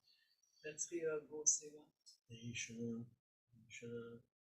És az jutott eszembe, és ezt mondtam is ott a leckén, hogy igazából nem tudunk valószínűleg visszamenni a lelki világba, hogyha nem szeretjük a teheneket, csak Krishna lesz meg tehenek. I guess we cannot go back to the spiritual world without loving the cows, because there will be just Krishna and cows. És hogyha valaki nem szereti a tehéntrágya illatát... Unless you want to go to downtown Dwarka or something. Ha csak nem akarod Dwarkába menni a városközpontba. And if somebody doesn't like the smell of Gour, hát akkor most erről nagyon halava. És ez ugyan kicsit nekem az olyan volt, mint egyszer, és ez kapcsolódik a kirtanhoz is, hogy a kirtanról is volt szó. So you spoke also about kirtan, or we spoke about kirtan also, so it's connected to that also. És akkor egyszer emlékszem, volt egy nagyon nagy kirtan Újbecsodánban, amit Srila Narottam tartott. There was a huge kirtan one time in Újbecsodán by Srila Narottam. Valami fesztivál volt, és nagy tánc volt, minden, szóval igazi kirtan. Some festival dancing, real big kirtan. És akkor én nagyon extázisban volt a végén, és mondta, hogy csak így ült, és akkor mondta, hogy aki nem szeret táncolni, az nem fog tudni visszamenni a lelki világba. And he said at the end, he was in the real ecstasy at the end, and he said, if somebody doesn't like dancing, he cannot go back to the spiritual. És volt egy másik, sokszor szokott így kirtanok végén így kinyilatkoztatni dolgokat. He often says something, like manifests something, reveals something at the end of kirtans. Volt egy fesztivál, amikor úgy volt a program, hogy a kirtan után következik az avatás. And there was one festival where after the kirtan there was initiation. És akkor megint egy nagyon nagy kirtan volt, vége lett a kirtannak. It was a huge kirtan, it finished. És akkor bejött valaki, egy vezető, és akkor ezt az MC, és akkor elkezdte bemondani, hogy akkor most következik az avatás. And the MC came and announced that now there will be initiations. És akkor Maharaja csak mondta, hogy ez volt az avatás. I said, no, the initiation has taken place.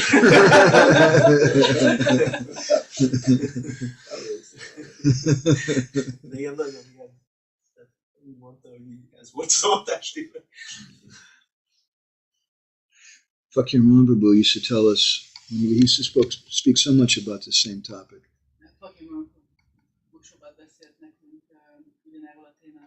They're all complaining, by the way, Krishna Kuna, when you're talking in English, they can't hear you very well. I was trying to tell you to speak louder. No. Yeah. He told us one story about one devotee that he knew. He was living, like Indians often do, in an extended family, so many ladies in the house and so many people. Egy baktával mesélte ezt a történetet, aki, ahogy az indiai családokban Sokszor van egy ilyen kiterjesztett családban, sok a hölgy ottan, sok somehow they'd have big quarrels sometimes. It just néha happened. nagy beszélgetés van, hát ez. And so what he would do, he had a big pair of wampers. Volt egy nagy bumper. So as soon as the quarrel started, he said, Hare Krishna, Hare Krishna, Krishna Krishna. He started doing kirtan like a crazy person. És elkezdte a bumpert ütni. And the quarrels would stop. Vége lett a beszélgetésnek. So I was thinking about what you were saying about how important it is to have direct Hari Katha. Arról gondolkodtam, amit mondtál, hogy mennyire fontos az, hogy közvetlenül Krisnáról beszéljünk. And I'm grateful. I've been hearing something of Nitai Bhavan Prabhu's preaching, and Govinda Hari Prabhu and Triyuga yourself. And I'm grateful that I always hear everybody quoting Shastra and speaking in the Bhagavatam. It's really, really, really important. És én nagyon hálás vagyok, mert most egy kicsit így hallottam Nitai Bhavan Prabhutól, tőled, Govinda Hari Prabhutól, és hallom, hogy mindannyian idézitek a sásztrát, nagyon sok verset mondtok, és nagyon hálás voltam. By nature, we're tatastha. We're situated in between the spiritual and the material. A természetünkből adódóan tataszták vagyunk a But anyagi we've és been lelki bahirmukh, facing the wrong direction for a long time. És a rossz irányba, bahirmukja, hát a Krisnától elfordulva. And it's really easy to forget about the importance of bhakti. Nagyon könnyű elfeledkezni a bhakti fontosságáról. And when you start thinking, good management, that's the most important thing. És könnyű azt gondolni, hogy a jó menedzsment az a And legfontosabb. we're going to have some classes in management, and counseling, És legyenek leckék a menedzsment, marriage counseling, a házassági tanácsadásról, and how to make money, and all arról, hogy these, hogyan csináljunk pénzt, and all these kind of things, how to cook properly, or this or that. hogyan főzünk jobban, But then we stop speaking about the Bhagavatam. de abba hagyjuk azt, hogy a Bhagavatamból In beszélünk. that refuge that our heart is looking for, that transcendental place of refuge is no longer there. És már nincs ott ez a transzcendentális menedék, amit a szívünk keres. And we just become something mundane. Maybe become an expert at management or whatever, but És lehet, hogy nagyon jól fogunk vezetők, nagyon jó vezetők leszünk, de valami világias dolog lesz. Krishna and the cows, I'll just say the name of one book. Krishna és a tehenek. Braj-Bilastava by Radharani Das Goswami. He's got a bunch of verses about how Krishna loves the cows and how he deals with it. And that's what we want to meditate on, with the cows. Ez a könyv, nagyon sok van ebben a könyvben arról, hogy Krishna mennyire szereti a teheneket, és hogy hogyan meg. Otherwise, the tendency always is we become external. A tendencia egyébként az, hogy mindig One big, we'll just think about how everybody dresses. akkor azon fogunk gondolni, Vaishnava dress is ki hogyan important, öltözködik. but that's not the purpose of our movement. Fontos, de nem a mozgalmunk célja. And management is important. A vezetés is fontos. Loving relationships and marriage is important. A házasságon belül a szerető kapcsolatok fontosak. But that's not why Srila Prabhupada came to the West to teach about management and marriage counseling. De nem ezért, hogy Prabhupád nyugatta, hogy a vezetésről vagy a házassági tanácsadásról tanítson. It's really important. Okay. Do you want to say anything? None of the ladies want to say anything? Mataji? No? Nandi? Okay, Andi's going to say something. This is Andi. Andi's and people. Oops, you got to give her a proper introduction.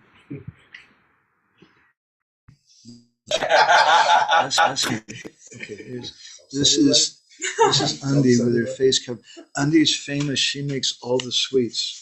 So if you come to Debrecen and Govinda's, you have to be nice to her if you like cakes and sweets and things like that. Yes, she's excellent. Thank you very much. At this very moment, I feel a little bit shy, to be honest. Tired. Shy. Very much. And I didn't want to be the last one who speak up, so hopefully someone will also speak. Please do. Remélem, hogy valaki még fog utánam beszélni, mert nem akartam én lenni az utolsó. Today was amazing. I woke up early, I chanted my rounds, and I had some nice seva at Govinda. I remembered one thing, which I took note. A mai napom az nagyon jól sikerült, hogy felévettem korán, le tudtam dzsapázni, volt a Govindával szép szolgálatom, és egy dologra emlékeztem. And that is that without taking shelter of a spiritual master, then one can chant what that is good for the artha, kama, moksha, and dharma, but it won't take someone back to Krishna. I mean, someone cannot go back to Krishna. És arra emlékeztem, hogy a dzsapálás az avatás előtt jó arra, hogy dharma, artha, kama, moksát elérjük, de nem fog valakit visszavinni. You can even get mukti, liberation. Még a felszabadulás is el lehet But you can't get Krishna prema. de Krishna prémát azt nem. You can't get Nikunja seva. És Nikunja szévát sem. And so it just made me thinking that again, why am I here?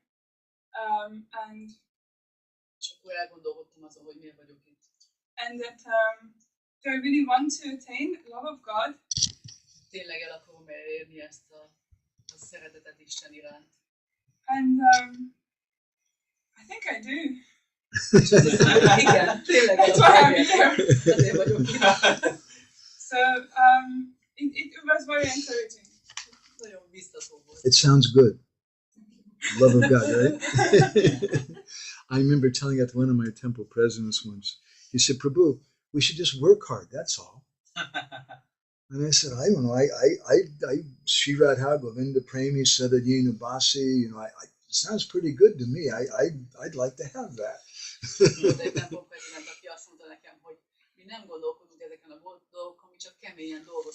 Prema-bhakti-jaha hoiti habijava.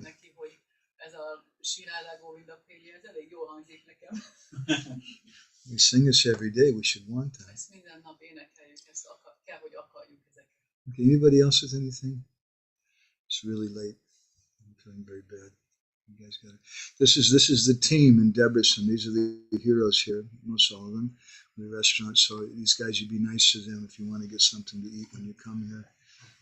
Govinda Hari, his name is Govinda Hari because Hari means to steal. So he goes to Govinda's restaurant and he just steals all the prasadam. So he's Govinda Hari.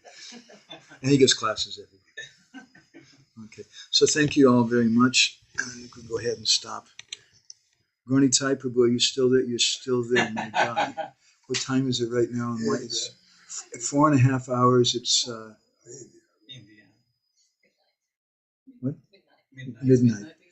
Gorni Thai Prabhu, somebody here is going to tell Shivaram Maharaj for sure. You're going to get in trouble. Okay, so thank you all very much. I'm sorry, I'm going to have some discussion online. It would be nice if everybody weighs in, and also the devotees in the room here. We've been doing this every week, but some devotees are asking if we could start 1 hour earlier. So I'd like to know, you don't have to tell us right now, but I'd just like to know before next week, and we can make a plan. Maybe we'll do that or not.